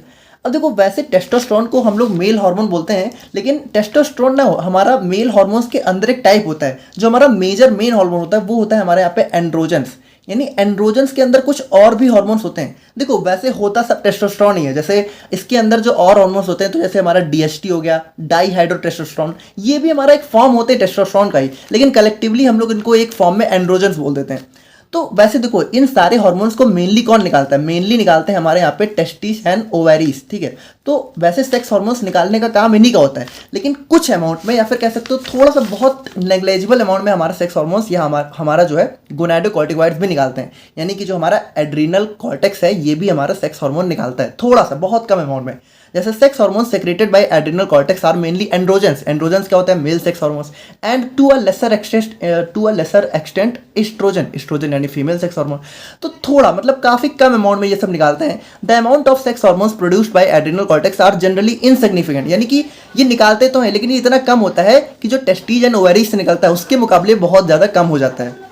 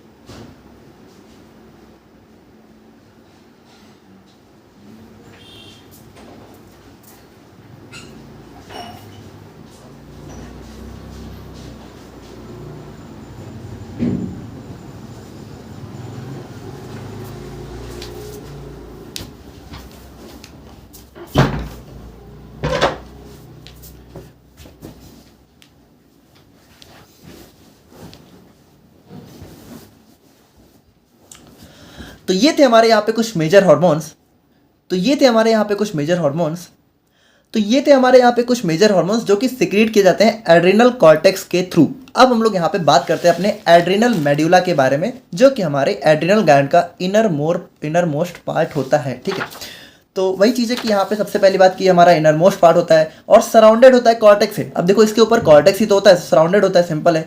और जैसा मैंने आप लोगों को बताया कि ये नर्वस टिश्यू से डेवलप होता है, यानी इसका फॉर्मेशन हमारे नर्वस टिश्यू करते हैं। अब यहाँ पे ध्यान से देखना, it mainly releases two hormones collectively known as catecholamines, या फिर ठीक है, यहाँ पे ध्यान से देखना कि यहाँ पे इसके अंदर हमारे दो हार्मोन्स रिलीज होते हैं। पहला होता है एड्रेनालिन और दूसरा होता है नॉर एड्रेनालिन, और इन दोनों को कंबाइंड फॉर्म में हम लोग यहाँ पे कैटाकोलामीन्स बोलते हैं। अब यहाँ पे देखो एक चीज़ थोड़ा सा आप लोग ध्यान से समझना कि देखो आप लोग को पता है कि हमारी बॉडी में दो सिस्टम होते हैं जो कि हमारी बॉडी को कंट्रोल करते हैं। पहला होता है नर्वस सिस्टम, दूसरा होता है हमारा एंडोक्राइन सिस्टम। अब देखो नर्वस सिस्टम हमारा कैसे कंट्रोल करता है, जैसे नर्वस सिस्टम के अंदर जो न्यूरॉन्स होते हैं वो यहाँ पे क्या रिलीज करते हैं, वो हमारा रिलीज करते हैं न्यूरोट्रांसमीटर्स। अगर आप लोगों ने नर्वस सिस्टम पढ़ा है तो पता होगा। और एंडोक्राइन सिस्टम कैसे कंट्रोल करता है, ये हमारा रिलीज करता है हार्मोन। अब देखो ये दोनों ही यहाँ पे एक टाइप के केमिकल मैसेंजर्स ही होते हैं, लेकिन सिंपल सी बात है कि जो केमिकल मैसेंजर हमारा न्यूरॉन्स रिलीज करते हैं उसको बोलते हैं न्यूरोट्रांसमीटर, और जो हमारा एंडोक्राइन सिस्टम रिलीज करते हैं उसको बोलते हैं हार्मोन्स। अब यहाँ पे ध्यान से समझना कि हमारे वैसे तो चलो सिंपल बात है कि हमारे न्यूरोट्रांसमीटर अलग होते हैं, हार्मोन्स अलग होते हैं, लेकिन कुछ हमारे ऐसे भी केमिकल मैसेंजर्स होते हैं जो कि न्यूरोट्रांसमीटर और हार्मोन्स दोनों की तरह एक्ट करते हैं। और उन्हीं में से एक होता है हमारे यहाँ पे एड्रेनालिन और नॉर एड्रेनालिन, यानी ये दोनों हमारे हार्मोन्स तो होते ही हैं, लेकिन ये न्यूरोट्रांसमीटर की तरह भी एक्ट करते हैं, यानी कि ये नर्वस सिस्टम में बहुत मेजर रोल प्ले करते हैं। तो अगर आप लोगों ने सिंपैथेटिक नर्वस सिस्टम पढ़ा हो तो वहां पे पता होगा आप लोगों को कि ये दोनों बहुत इंपॉर्टेंट रोल प्ले करते हैं। सिंपैथेटिक नर्वस सिस्टम की एक्टिविटी को यही परफॉर्म ही करते हैं। अब बाकी यहाँ पे हम लोग एड्रेनालिन को एपिनेफ्रिन के नाम से भी जानते हैं और नॉर एड्रेनालिन को नॉर एपिनेफ्रिन के नाम से भी जानते हैं।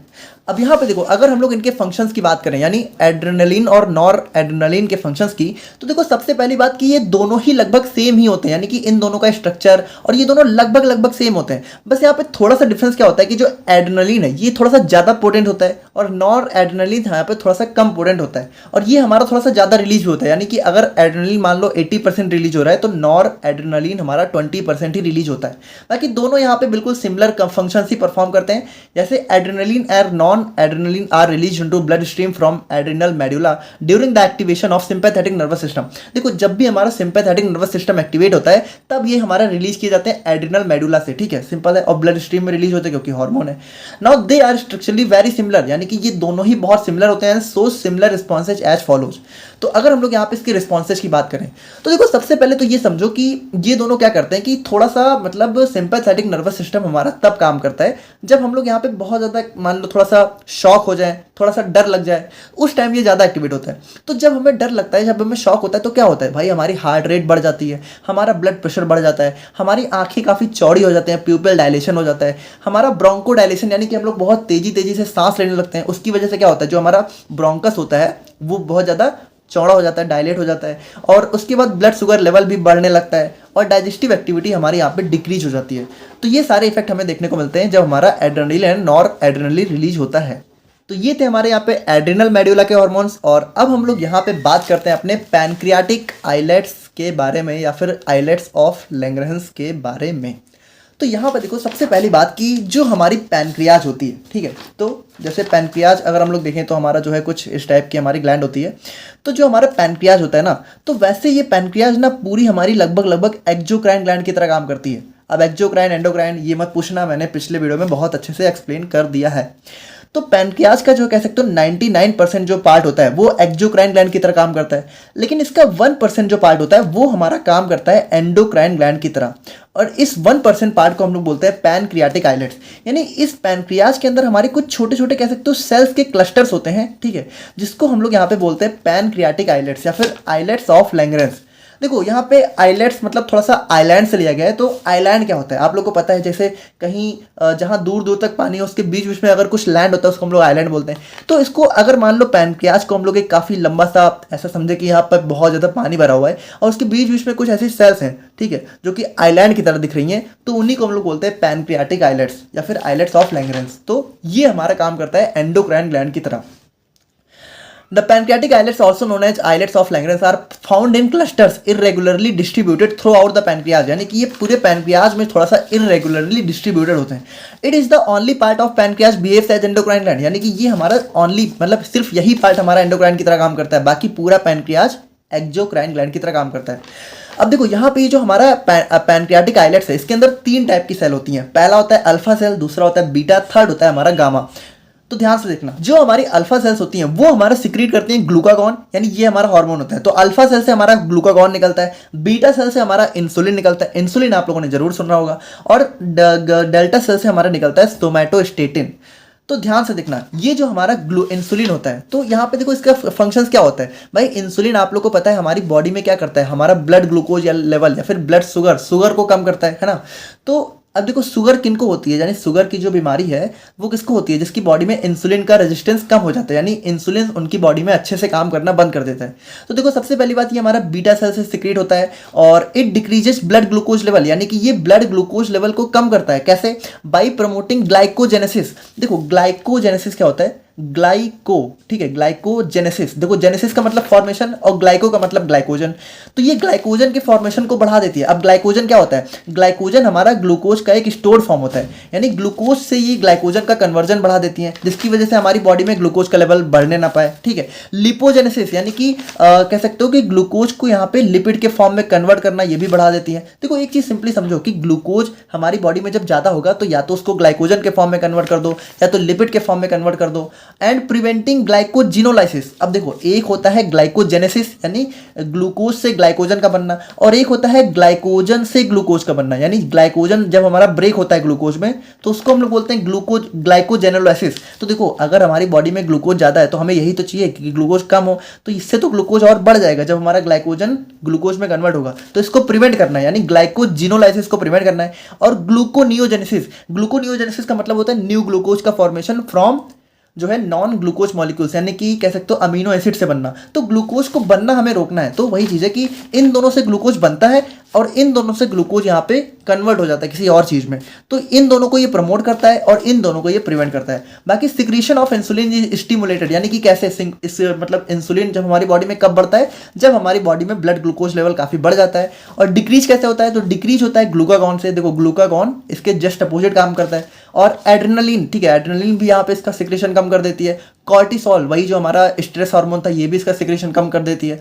और सोमैटोस्टेटिन, तो यहाँ पे ध्यान से देखो, ये जो हमारा थर्ड हार्मोन है, ठीक है, सोमैटोस्टेटिन, ये यहाँ पे क्या करता है, ये हमारा इन दोनों को ही थोड़ा सा रोकने का काम करता है, इनहिबिशन का काम करता है। तो इस तरीके से हमारा इसका इनहिबिशन होता है। बाकी हम लोग बात करें अपने ग्लूकागॉन की, तो यहाँ पे देखो ये हमारी अल्फा सेल से सिक्रेट होता है और ये हमारे ब्लड ग्लूकोज लेवल को बढ़ाता है। यानी कि जब हमारी बॉडी में, देखो एक चीज़ समझो कि बॉडी को ग्लूकोज चाहिए लेकिन एक लिमिटेड अमाउंट में चाहिए, तो अगर बहुत कम हो गया तब ये ब्लड ग्लूकोज लेवल को बढ़ाता भी है बाय प्रमोटिंग ग्लाइकोजिनोलाइसिस। अब देखो हम लोगों ने क्या देखा कि ग्लाइकोजिनोलाइसिस यानी यहाँ पे देखो ग्लाइकोजिनोलाइसिस को ये प्रिवेंट कर रहा है और ये क्या कर रहा है, ये इसको बढ़ा रहा है, यानी ग्लाइकोजन को ग्लूकोज में कन्वर्ट करना है, ग्लूकोनियोजेनेसिस बाय प्रमोटिंग। तो अगर हमें बढ़ाना है तो इसको प्रमोट करना है और अगर हमें घटाना है तो इसको प्रिवेंट करना है। तो इंसुलिन इसको प्रिवेंट करता है, ग्लूकागॉन इसको प्रमोट करता है।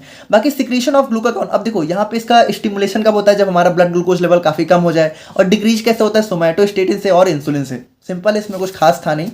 एंड एट लास्ट में बात करें हम लोग यहाँ पे सोमैटोस्टेटिन की, तो सोमैटोस्टेटिन वही है कि इसको, अच्छा देखो यहाँ पे अगर आप लोगों ने स्टार्टिंग में याद किया और ध्यान दिया हो तो यहाँ पे देखो ये जो हमारा growth hormone release inhibiting hormone था, इसी को हम लोग यहाँ पे सोमैटोस्टेटिन के नाम से भी जानते हैं। यानी सोमैटोस्टेटिन हमारा growth hormone release inhibiting hormone होता है, ठीक है। तो somatostatin is also known as growth hormone release inhibiting hormone. It is produced by delta cells, यानी कि देखो सबसे पहले तो ये डेल्टा सेल से बनता है और दूसरा ये हमारा हाइपोथैलेमस भी बनाता है, क्योंकि ये देखो ये हमारा क्या था, हाइपोथैलेमस भी तो बना रहा है। Now this hormone inhibits the secretion of both insulin and glucagon, यानी ये दोनों के सिक्रीशन को कम करने का काम करता है। तो अब हम लोग यहाँ पे बात करते हैं अपने पाइनियल ग्लैंड के बारे में, या फिर पीनियल ग्लैंड, जो भी आप लोग को सही लगे। तो बात करें हम लोग यहाँ पे पाइनियल ग्लैंड के बारे में, तो pineal gland is considered as smallest endocrine gland in human body. अब देखो यहाँ पे ना इस चीज में थोड़ा सा कॉन्फ्लिक्ट देखने को मिलता है कि कुछ कुछ जगह यहाँ पे आप लोग को ऐसा भी देखने को मिलेगा पिट्यूटरी ग्लैंड स्मॉलेस्ट होती है, कहीं कहीं आपको पाइनियल देखने को मिलेगा। बट फिलहाल के लिए हम लोग मान लेते हैं कि ये हमारी स्मॉलेस्ट एंडोक्राइन ग्लैंड होती है और बाकी यहाँ पे ये ब्रेन में ही लोकेटेड होती है। और ब्रेन में किस जगह होती है पार्टिकुलरली, तो देखो जो ब्रेन में हमारा थर्ड वेंट्रिकल होता है। अब देखो आई होप आप लोगों को थोड़ा बहुत पता हो कि ब्रेन में हमारे 4 वेंट्रिकल्स होते हैं, तो जो थर्ड वाला होता है उसके रूप से ये हमारी बिल्कुल अटैच हुई होती है, ठीक है। तो बाय अ शॉर्ट स्टॉक, तो इमेज में आप लोग को दिख रहा होगा। बाकी it is about 10 mm long होती है, रेडिश ब्राउन कलर की होती है। और जो सबसे मेजर हार्मोन हमारा पाइनियल ग्लैंड से सिक्रीट होता है वो होता है हमारे यहाँ पे मेलाटोनिन। तो बात करें हम लोग यहाँ पे मेलाटोनिन की, तो मेलाटोनिन देखो यहाँ पे क्या करता है, melatonin secreted by pineal gland regulates the sleep wake cycle. अब देखो यहाँ पे क्या होता है कि जैसे हम सभी का ना एक स्लीप वेक का साइकिल होता है, मतलब जैसे मान लो कि कुछ कुछ लोग का ऐसा होता है ना कि अब ऑल तो सबके साथ नहीं होता है, लेकिन कई लोग के साथ ऐसा होता है कि वो लोग जो है एक पार्टिकुलर टाइम पे ही उनको नींद आने स्टार्ट हो जाती है और एक पार्टिकुलर टाइम पे ही वो उठ जाते हैं। जैसे अगर मान लो कोई इंसान है, ठीक है, अगर वो 4 बजे उठ रहा है तो वो 4 बजे अपने आप ही उठ जाता है, उसकी जो आंख है वो अपने आप ही खुल जाती है, उसको किसी अलार्म की जरूरत नहीं होती है। अगर वो कंटिन्यू काफ़ी टाइम से उठ रहा है तो वो उसका एक साइकिल फिक्स हो गया। तो वो एक जो साइकिल होता है ना कि 4 बजे अगर आप उठ रहे हो तो 4 बजे कंटिन्यू आप लोग, मतलब वैसे तो आजकल कौन ही उठता है, लेकिन अगर मान लो कोई उठ रहा है, ठीक है, तो 4 बजे वो अपने आप ही खुल जाता है। वैसे अगर आप में से कोई उठता है तो आप लोग कमेंट करके बताना, ठीक है। और जैसे मान लो 10 बजे होता है ना कि कुछ कुछ लोगों को 10 बजे ही नींद आना स्टार्ट हो जाती है, बाकी तो आजकल हम लोग रात रात भर जागा करते हैं, तो वो बात ही अलग है। बट अगर मान लो ऐसा है, ठीक है, तो वो एक जो साइकिल होती है ना उसको मतलब कह सकते हो फिक्स करने का काम हमारा पाइनियल ग्लैंड ही करता है, मतलब मेलाटोनिन करता है। और उसके बाद यहाँ पे also maintains and controls body's internal clock. तो ये भी यहाँ पे वही चीज़ है कि जैसे हमारी बॉडी की एक फिक्स इंटरनल क्लॉक हो जाती है। जैसे मान लो कुछ लोग क्या होता है कि उनको मान लो अगर 12 बजे भूख लगती है तो उनको 12 बजे भूख जरूर लगेगी, मतलब उनको कुछ ना कुछ चाहिए होगा। तो एक जो मतलब हमारा एक फिक्स मतलब कह सकते हो पीरियोडिक टाइम टेबल जो अपने अंदर ही बन जाता है कि हाँ हमें इतने बजे भूख लगती है, इतने बजे हमें जो है नींद लगना स्टार्ट हो जाती है, इतने बजे हम उठ जाते हैं। तो वो सारी चीज़ें ना थोड़ा सा इसको मेलाटोनिन ही मेंटेन करता है। और अगर किसी की ये सारी चीज़ें बहुत डिस्टर्ब है, यानी उनका ना कोई स्लीप का साइकिल है, ना कोई वेक है, ना उनका कोई उठने का टाइम है, ना सोने का टाइम है, तो इसका मतलब आप लोग का जो मेलाटोनिन है वो थोड़ा सा अच्छे से सिक्रेट नहीं हो रहा है या फिर अच्छे से काम नहीं कर रहा है। तो इस चीज़ को समझो। बाकी it is also believe to be associated with inhibition of growth and development of sex organs before puberty. तो देखो क्या होता है ना कि प्यूबर्टी से पहले तो जो भी सेक्स ऑर्गन्स होते हैं जैसे टेस्टिस वगैरह हो गया, ठीक है, वो सारी चीज़ें उतना डेवलप नहीं होती। तो प्यूबर्टी से पहले जो उनको इनहिबिशन करने का काम होता है वो हमारा मेलाटोनिन ऐसा माना जाता है, ठीक है, करता है। और बाकी it's level rises in evening, यानी कि थोड़ा सा इवनिंग में ज़्यादा निकलता है और अर्ली मॉर्निंग में डिक्रीज हो जाता है। तो ये हमारा मेलाटोनिन हार्मोन हो गया। तो अब हम लोग यहाँ पे फाइनली बात करते हैं अपने गोनैड्स के बारे में। तो देखो यहाँ पे गोनैड्स क्या होते हैं, तो बेसिकली यहाँ पे जो हमारी टेस्टिस एंड यहाँ पे जो हमारी ओवेरीज होती हैं फीमेल्स के अंदर और टेस्टिस जो हमारे मेल्स के अंदर होते हैं, जो कि हमारे कह सकते हो सेक्स ऑर्गन्स होते हैं, इन्हीं को हम लोग यहाँ पे कंबाइंड फॉर्म में गोनैड्स बोलते हैं, ठीक है। तो यहाँ पे आप लोग समझ गए ना कि gonads are males and females reproductive glands, यानी कि इनको हम लोग रिप्रोडक्टिव ग्लैंड्स बोल सकते हैं। क्योंकि ये रिप्रोडक्शन में बहुत मेजर रोल प्ले करती हैं। अब इसको आप लोग ज़्यादा डिटेल में तभी पढ़ोगे जब यहाँ पे रिप्रोडक्टिव सिस्टम पढ़ोगे, तब समझोगे, ठीक है। बाकी इतना समझो कि रिप्रोडक्टिव ग्लैंड्स होती हैं और रिस्पॉन्सिबल फॉर प्रोड्यूसिंग गेमेट्स, ठीक है। तो हमारे गेमेट्स क्या क्या होते हैं, जैसे मेल्स में हमारा स्पर्म होता है और फीमेल्स में एग्स होते हैं। तो इन दोनों के प्रोडक्शन में ये बहुत ज़्यादा मेजर रोल प्ले करता है और ये दोनों यहाँ पे रिप्रोडक्शन में सबसे इंपॉर्टेंट रोल प्ले करते हैं, क्योंकि स्पर्म एंड ओवम का फॉर्मेशन जब ये दोनों जब कंबाइन करते हैं तभी यहाँ पे हमारा जाइगोट का फॉर्मेशन होता है, जो कि तो इन सब के बारे में डिटेल में पढ़ेंगे बाकी अगर रिप्रोडक्टिव हम लोगों ने पढ़ा तो। एंड सेक्स हार्मोन्स, और सेक्स हार्मोन्स क्या होते हैं, वही हमारा टेस्टोस्टेरोन, एस्ट्रोजन, प्रोजेस्टेरोन, ये सारी चीज़ें हमारा गोनैड्स ही प्रोड्यूस करते हैं, यानी हमारा टेस्टिस और ओवेरीज। तो there are 2 different types of gonads in males and females. तो मेल्स में होता है टेस्टिस एंड फीमेल्स में होता है ओवेरीज। तो सबसे पहले हम लोग थोड़ा सा बात करते हैं अपने टेस्टिस के बारे में। तो देखो यहाँ पे टेस्टिस यहाँ पे एक प्लूरल फॉर्म होता है, क्योंकि हमारे जो मेल्स होते हैं उनके बॉडी में 2 टेस्टिस देखने को मिलते हैं, ठीक है। तो सिंगल में हम लोग उसको टेस्टिस बोलते हैं और प्लूरल में टेस्टिस बोलते हैं, मतलब समझ रहे हो ना, आई और ये आ जाता है। तो बाकी यहाँ पे बात करें तो testis are male reproductive glands responsible for producing sperm and testosterone. यानी यहाँ पे देखो जो स्पर्म का फॉर्मेशन होता है उसमें भी यही हेल्प करता है, और जो टेस्टोस्टेरोन यानी मेल सेक्स हार्मोन्स है उसका भी फॉर्मेशन यही करता है। They are present in a pair, तो ये हमारे पेयर यानी 2 होते हैं, और इन द स्क्रॉटम। और देखो यहाँ पे ये टेस्टिस के आउटर में हमें जो है एक स्क्रॉटम की कवरिंग देखने को मिलती है, ठीक है। मतलब एक स्किन की लेयर होती है जिसके अंदर ये सेफ रहते हैं। और ये हमारा मतलब मेल्स में ये आउटसाइड द बॉडी, मतलब मेल्स में बॉडी में बाहर ही जो है रहते हैं, ठीक है। And maintains a cooler temperature for optimal sperm production. अब देखो ये बाहर क्यों होते हैं मेल्स की बॉडी में, क्योंकि इनको एक कूलर टेम्परेचर चाहिए होता है ताकि स्पर्म का प्रोडक्शन अच्छे से हो सके, इसलिए ये मेल्स की बॉडी में बाहर देखने को मिलते हैं। और बाकी यहाँ पे बात करें इसके मेजर हार्मोन की, तो यहाँ पे आ जाता है हमारा टेस्टोस्टेरोन। तो टेस्टोस्टेरोन हमारा वो मेजर हार्मोन होता है जो कि हमारा टेस्टिस प्रोड्यूस करता है। तो testosterone is the major male sex hormone secreted by testis. Now बात करें तो टेस्टोस्टेरोन, अब यहाँ पे इसके फंक्शन क्या क्या होते हैं तो ध्यान से देखना, बहुत इंपॉर्टेंट रोल होता है इसका मेल की बॉडी में। तो जो हमारा टेस्टोस्टेरोन होता है वो हमारा स्टिमुलेट करता है प्रोडक्शन ऑफ स्पर्म सेल्स, यानी कि in testis through a process called spermatogenesis. यानी कि जो हमारा स्पर्म सेल्स की प्रोडक्शन होती है उसको यहाँ पे ये स्टिमुलेट करता है, और इस प्रोसेस को क्या बोलते हैं, मतलब जो स्पर्म का फॉर्मेशन होता है उसको हम लोग बोलते हैं स्पर्मेटोजेनेसिस, ठीक है। तो इन सभी के बारे में डिटेल में आप लोग को रिप्रोडक्टिव में पढ़ना है, थोड़ा थोड़ा सा बस आप लोग समझ लो। बाकी it plays a crucial role in development and maturation of male reproductive organs including testis and prostate glands. तो अब देखो ये सारी चीज़ें आप लोग थोड़ा सा जब पढ़ोगे तभी समझोगे। बाकी जैसे टेस्टिस हो गया और जो भी मेल रिप्रोडक्टिव ग्लैंड्स होते हैं उन सभी में ये हमारा एक मेजर रोल प्ले करता है। और उसके बाद हमारा जो टेस्टोस्टेरोन है वो हमारा जो है सेक्सुअल डिजायर्स, यानी कि जब भी किसी मेल्स के अंदर कोई सेक्सुअल डिजायर्स होती है, ठीक है, तो उन सभी को रेगुलेट भी हमारा टेस्टोस्टेरोन करता है। अगर लेवल टेस्टोस्टेरोन का ज़्यादा है तो सेक्सुअल डिजायर्स भी थोड़ा बहुत फ्लक्चुएट होती रहती है ज़्यादा। And it is also helps to maintain bone density and strength, ठीक है। तो हम मेल्स की बॉडी में यहाँ पे बोन डेंसिटी को भी बढ़ाता है। देखो अगर आप लोगों को पता है कि जिम में आप लोगों ने बहुत सुना होगा कि टेस्टोस्टेरोन आप लोग का अच्छा है तो बॉडी अच्छी बनेगी, क्योंकि ये हमारा बॉडी में बहुत ज़्यादा रोल प्ले करता है, ठीक है। मतलब बॉडी की जैसे टेस्टोस्टेरोन इज एन एनाबॉलिक, क्योंकि ये हमारा एक एनाबॉलिक हार्मोन होता है। देखो एनाबॉलिक, देखो एक चीज़ होती है कैटाबॉलिक, एक होता है एनाबॉलिक। तो जो एनाबॉलिक होता है ना, एनाबॉलिक का मतलब होता है जोड़ना। तो ये क्या करता है कि जोड़ने का ज़्यादा काम करता है, ऐसे समझो, ठीक है। अगर आप लोगों को पता है तो समझ रहे होगे, बाकी सिंपली समझो कि ये चीज़ों को जोड़ने में ज़्यादा काम करता है। तो ये क्या करता है, जोड़ के जैसे हमारी मसल ग्रोथ में हेल्प करता है, स्ट्रेंथ में हेल्प करता है। उसके बाद यहाँ पे development and maintenance of secondary sexual characteristics, यानी कि जैसे मेल्स को फीमेल से डिफ्रेंशिएट करने में, या फिर थोड़ा बहुत मेल्स के अंदर जो भी चीज़ें होती हैं जैसे फेशियल बॉडी हेयर ग्रोथ और जो भी प्यूबिक हेयर्स होते हैं, ठीक है, और एक्सेसिव स्वेट प्रोडक्शन, यानी मेल्स में क्या होता है कि स्वेट बहुत ज़्यादा प्रोड्यूस होता रहता है, ठीक है। और जो थोड़ा बहुत एक कह सकते हो एक एज के बाद पिंपल्स आना स्टार्ट हो जाते हैं, कुछ लोगों में होता है, नहीं होता है, ये डिपेंड करता है, सब में नहीं होता है। देखो उससे वही चीज़ है ना। बाकी एग्रेसिव बिहेवियर थोड़ा सा अगर मेल्स का, जैसे कुछ लोगों का काफ़ी एग्रेसिव बिहेवियर होता है, तो ये सारी चीज़ें डिनोट करती हैं कि उसके अंदर टेस्टोस्टेरोन का लेवल बहुत ज़्यादा है। और डीपनिंग ऑफ वॉइस, तो वॉइस भी बहुत ज़्यादा डीप हो जाती है अगर मेल्स के अंदर जो है टेस्टोस्टेरोन बहुत ज़्यादा हो। और पेनिस इरेक्शन, ठीक है, तो पेनिस का इरेक्ट होना भी यहाँ पे टेस्टोस्टेरोन पे ही डिपेंड करता है। तो ये सारी चीज़ें हमारा टेस्टोस्टेरोन रोल प्ले करता है। अब हम लोग यहाँ पे बात करते हैं अपने ओवेरीज के बारे में, जो कि हमारी फीमेल रिप्रोडक्टिव ग्लैंड्स होती हैं। तो देखो ovaries are female reproductive glands responsible for producing eggs and release hormones like oestrogen and progesterone. तो देखो जैसे मेल्स में स्पर्म होता है वैसे ही फीमेल्स में यहाँ पे ओवा या फिर एक्स होता है, ठीक है। तो इसको प्रोड्यूस करने का काम हमारा ओवेरीज करती हैं। और बाकी जो फीमेल सेक्स हार्मोन्स होते हैं जैसे एस्ट्रोजन एंड प्रोजेस्टेरोन, इन दोनों को भी यहाँ पे ओवेरीज ही प्रोड्यूस करती हैं। Now they are present in a pair. अब यहाँ पे देखो, जैसे मेल्स में दो दो टेस्टिस होते हैं, उसी तरीके से फीमेल्स में दो ओवेरी भी होती हैं, और जिसको हम लोग ओवेरीज बोल देते हैं। तो देखो, एक ओवेरी ये हो गया, दूसरा ये हो गया, इन दोनों को, ये दोनों हमारी ओवेरीज होती हैं, इनको कंबाइंड फॉर्म में हम लोग ओवेरीज बोलते हैं। और they are crucial for fertility, ठीक है। तो फर्टिलिटी, इन सभी के बारे में डिटेल में आप लोग वहाँ पढ़ोगे, बस अभी समझ लो। और मेंस्ट्रुएशन साइकिल, मतलब मेंस्ट्रुअल साइकिल जो होता है फीमेल्स में, उन सभी को यहाँ पे मैनेज करता है। बाकी दे present inside the female body. अब देखो, जैसे टेस्टिस क्या होता है कि मेल्स में आउटसाइड द बॉडी प्रेजेंट होता है, लेकिन ओवेरी क्या होता है कि ये बॉडी के इनसाइड प्रेजेंट होता है, यानी कि ये बॉडी में बाहर से शो नहीं होता है, ठीक है। तो ये चीज़ थोड़ा सा डिफरेंस होता है। और बाकी बात करें इसके मेजर हार्मोन्स की, तो सबसे पहले बात करते हैं थोड़ा सा प्रोजेस्टेरॉन के बारे में। तो प्रोजेस्टेरॉन को हम लोग यहाँ पे प्रेगनेंसी मेंटेनिंग हार्मोन के नाम से भी जानते हैं। क्यों?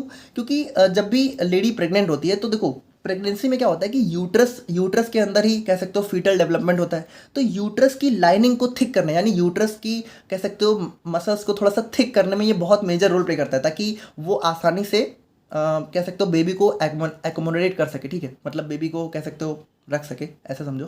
बाकी it is produced by corpus luteum in the ovaries. अब देखो, ये सारी चीज़ें डिटेल में हम लोग पढ़ेंगे। कॉर्पस ल्यूटियम हमारे होता है ओवेरीज के अंदर, उसी से प्रोड्यूस होता है। Now it is also helps to regulate mood and promote bone health. तो फीमेल्स में मूड का रेगुलेशन और बोन हेल्थ, ये सारी चीज़ें भी थोड़ा सा हमारा प्रोजेस्टेरॉन दिखता है। अब देखो, फीमेल्स के अंदर ना जो मेजर सेक्स हार्मोन होता है वो होता है हमारा एस्ट्रोजन। जैसे मेल्स में टेस्टोस्टेरोन होता है, वैसे ही फीमेल्स में एस्ट्रोजन होता है। तो एस्ट्रोजन, या फिर कहीं कहीं आप लोग को ये OE एस्ट्रोजन के नाम से भी देखने को मिलेगा, जहाँ पे O साइलेंट ही होता है। और is the major female sex hormone responsible for various primary and secondary sexual characteristics, ठीक है। तो देखो, यहाँ पे क्या क्या करता है, मेंस्ट्रुअल साइकिल को रेगुलेट करता है, और जैसे जो भी रिप्रोडक्टिव टिश्यूज होते हैं, जैसे वजाइना हो गया, यूट्रस हो गया, उन सभी को यहाँ पे ग्रोथ और मेंटेन करने का काम करता है। और देखो, estrogen levels rise significantly during pregnancy to support fetal development, यानी कि जब भी लेडी प्रेग्नेंट होती है तो फीटल, यानी कि जो भी बच्चा होता है उसके डेवलपमेंट में भी यहाँ पे बहुत मेजर रोल प्ले करता है। और उसके बाद it is responsible for various, अब जैसे मेल्स में, जैसे फीमेल्स के अंदर जो अलग अलग कैरेक्टरिस्टिक्स होती हैं, जिससे हम लोग डिफ्रेंशिएट करते हैं मेल और फीमेल को, उसको भी यहाँ पे एस्ट्रोजन बहुत ज़्यादा, मतलब एस्ट्रोजन की वजह से ही होते हैं। जैसे फीमेल्स में क्या होता है ना कि एक हाई पिच, मतलब थोड़ी सी उनकी एक पतली सी आवाज़ होती है। और फीमेल्स में भी अगर पिंपल्स वगैरह आते हैं तो एस्ट्रोजन ही उसको बहुत ज़्यादा कह सकते हो ट्रिगर करता है, ठीक है। और उसके बाद जैसे फीमेल्स में क्या होता है कि जो पेल्विक गर्डल होता है वो थोड़ा ब्रॉड होता है। अब पेल्विक गर्डल फीमेल्स में ब्रॉड क्यों होता है? अब पेल्विक गर्डल समझ लो ना आप लोग, जो यहाँ पे लोअर मसल्स होती हैं, ठीक है, तो मतलब सॉरी लोअर बोन्स होती हैं, तो यहाँ पे वो थोड़ा सा फीमेल्स में ब्रॉड होता है, क्योंकि फीमेल्स को यहाँ पे आगे चल के प्रेगनेंसी, तो मतलब वही चीज़ है कि वहाँ पे बेबी को एकोमोडेट करने के लिए वहाँ पे पेल्विक गर्डल थोड़ा सा फीमेल्स का ब्रॉड होता है। और उसके बाद जो भी ब्रेस्ट डेवलपमेंट होता है और मेमोरी ग्लैंड्स डेवलपमेंट होता है और प्यूबिक हेयर्स हो गए और थिकनिंग ऑफ यूट्रस लाइनिंग, तो यूट्रस लाइनिंग को थिक करने में ये भी हमारा रोल प्ले करता है, लेकिन सबसे इंपॉर्टेंट हमारा प्रोजेस्टेरॉन होता है। तो ये सारे हमारे रोल होते हैं जो कि हमारा एस्ट्रोजन प्ले करता है फीमेल्स के अंदर। अब हम लोग यहाँ पे बात करते हैं अपने कुछ लोकल हार्मोन्स के बारे में। अब देखो, यहाँ पे थोड़ा सा अगर आप लोगों ने ध्यान दिया हो तो मैंने यहाँ पे एक ग्लैंड को मिस कर दिया है, तो थोड़ा सा जल्दीबाजी में वो मुझसे मिस हो गया था, बट अभी आप लोग यहाँ पे शॉर्ट में देखो और नोट्स में आप लोगों को मिल जाएगा। तो एक हमारी यहाँ पे एक और ग्लैंड बचती है जो कि हमारी होती है थाइमस ग्लैंड। तो देखो, थाइमस ग्लैंड पहली बात ये कहाँ होती है? अपर थोरैक्स, यानी कि जो स्टर्नम बोन होती है उसके बैक साइड में होती है, ठीक है, थोड़ा सा हार्ट के पास कह सकते हो। और थाइमोसिन, अच्छा यहाँ पे देखो जो थाइमस है ना, तो थाइमस जो मेनली हमारा हार्मोन रिलीज करता है वो होता है थाइमोसिन। तो थाइमोसिन क्या होता है? देखो यहाँ पे अगर आप लोगों को पता हो तो जैसे जो हमारी बोन्स होती हैं, ठीक है, तो बोन्स के अंदर हमारा एक कह सकते हो एक WBC का फॉर्मेशन होता है, जिसको हम लोग बोलते हैं लिम्फोसाइट, ठीक है, लिम्फोसाइट। अब ये लिम्फोसाइट ना हमारी दो टाइप की होती हैं, एक होता है हमारे यहाँ पे बी लिम्फोसाइट और एक होता है हमारे यहाँ पे टी लिम्फोसाइट, ठीक है। तो यहाँ पे देखो बी लिम्फोसाइट क्या होता है कि जो लिम्फोसाइट, देखो लिम्फोसाइट बनती हमारी बोन मैरो के अंदर ही है, लेकिन जो लिम्फोसाइट का जो मैच्योरेशन है, यानी कह सकते हो कि वो थोड़ा मैच्योर भी बोन के अंदर होती हैं, उनको हम लोग बोलते हैं बी लिम्फोसाइट। लेकिन जो लिम्फोसाइट अपने मैच्योरेशन के लिए बोन को क्रॉस करके हमारी थाइमस ग्लैंड के अंदर चली जाती हैं, उसको हम लोग बोलते हैं टी लिम्फोसाइट। तो जो हमारा टी लिम्फोसाइट का डेवलपमेंट होता है उसमें हमारा थाइमोसिन बहुत ही मेजर रोल प्ले करता है। तो थाइमस का बस इतना ही काम होता है कि ये हमारा टी लिम्फोसाइट का फॉर्मेशन या फिर कह सकते हो मैचुरेशन करने में हेल्प करता है, ठीक है। तो ये कुछ खास नहीं था, बाकी देखो हम लोगों ने यहाँ पे मतलब लगभग नहीं, हम लोगों ने यहाँ पे सभी एंडोक्राइन ग्लैंड्स को कवर कर लिया है। और अब हम लोग थोड़ा सा बात करते हैं कुछ लोकल हार्मोन्स के बारे में। यानी ये हमारे कुछ ऐसे हार्मोन्स हैं जो हमारी बॉडी में बहुत मेजर रोल प्ले करते हैं, लेकिन इनको हमारा कोई एंडोक्राइन ग्लैंड सिक्रेट नहीं करता है। जैसे a number of body tissues not normally described as endocrine glands secrete substances that act locally. देखो लोकल का मतलब होता है कि जो जहाँ से निकले वहीं पे एक्ट करना चालू कर दे। मतलब लोकल एरिया समझ रहे हो ना, कि जहाँ पे हो, मतलब बहुत ही छोटी एरिया में जहाँ से निकला वहीं पे काम करना चालू कर दिया, बहुत दूर तक नहीं जा रहा है, तो उस चीज़ को हम लोग बोलते हैं लोकल हार्मोन्स। तो इसमें हमारा सबसे पहले आता है हमारा हिस्टामीन। तो देखो हिस्टामीन क्या होता है। हिस्टामीन आप लोगों ने नाम सुना होगा अगर आप लोगों ने इन्फ्लामेशन पढ़ा हो, ठीक है। तो histamine is synthesised by mast cell, यानी कि देखो यहाँ पे टिश्यू में इसका सिंथेसिस यहाँ पे, यानी इसका फॉर्मेशन मास्ट सेल करती हैं, और ब्लड में इसका फॉर्मेशन हमारा बेसोफिल्स करती हैं। नाउ यहाँ पे देखो it is release as part of inflammatory process. तो इन्फ्लामेशन आप लोगों ने पढ़ा है तो आपको पता होगा हिस्टामीन इन्फ्लामेशन में बहुत मेजर रोल प्ले करता है। और उसके बाद यहाँ पे कैपिलरी परमिएबिलिटी और डायलेशन। तो देखो वही चीज़ है ना, ये सारे काम हमारे इन्फ्लामेशन में ही होते हैं। तो जो कैपिलरी की परमिएबिलिटी होती है, डायलेशन होता है, ये सब बढ़ा देता है। अब देखो इन सबको डिटेल में पढ़ना है तो आप लोग इन्फ्लामेशन देख लेना, बाकी अभी समझ लो। और उसके बाद यहाँ पे ब्रोंको कॉन्स्ट्रिक्शन, यानी कि अब देखो इसको भी हम लोगों ने अस्थमा में देखा था, अगर आप लोगों ने पढ़ा हो, ठीक है। ब्रोंको कॉन्स्ट्रिक्शन कर देता है, यानी ब्रोंकस को बहुत ज़्यादा मतलब कह सकते हो कॉन्स्ट्रिक्ट कर देता है, ठीक है, सिकोड़ देता है। और it's stimulates the secretion of gastric juice, यानी कि गैस्ट्रिक जूस का सिक्रीशन भी ये बढ़ा देता है।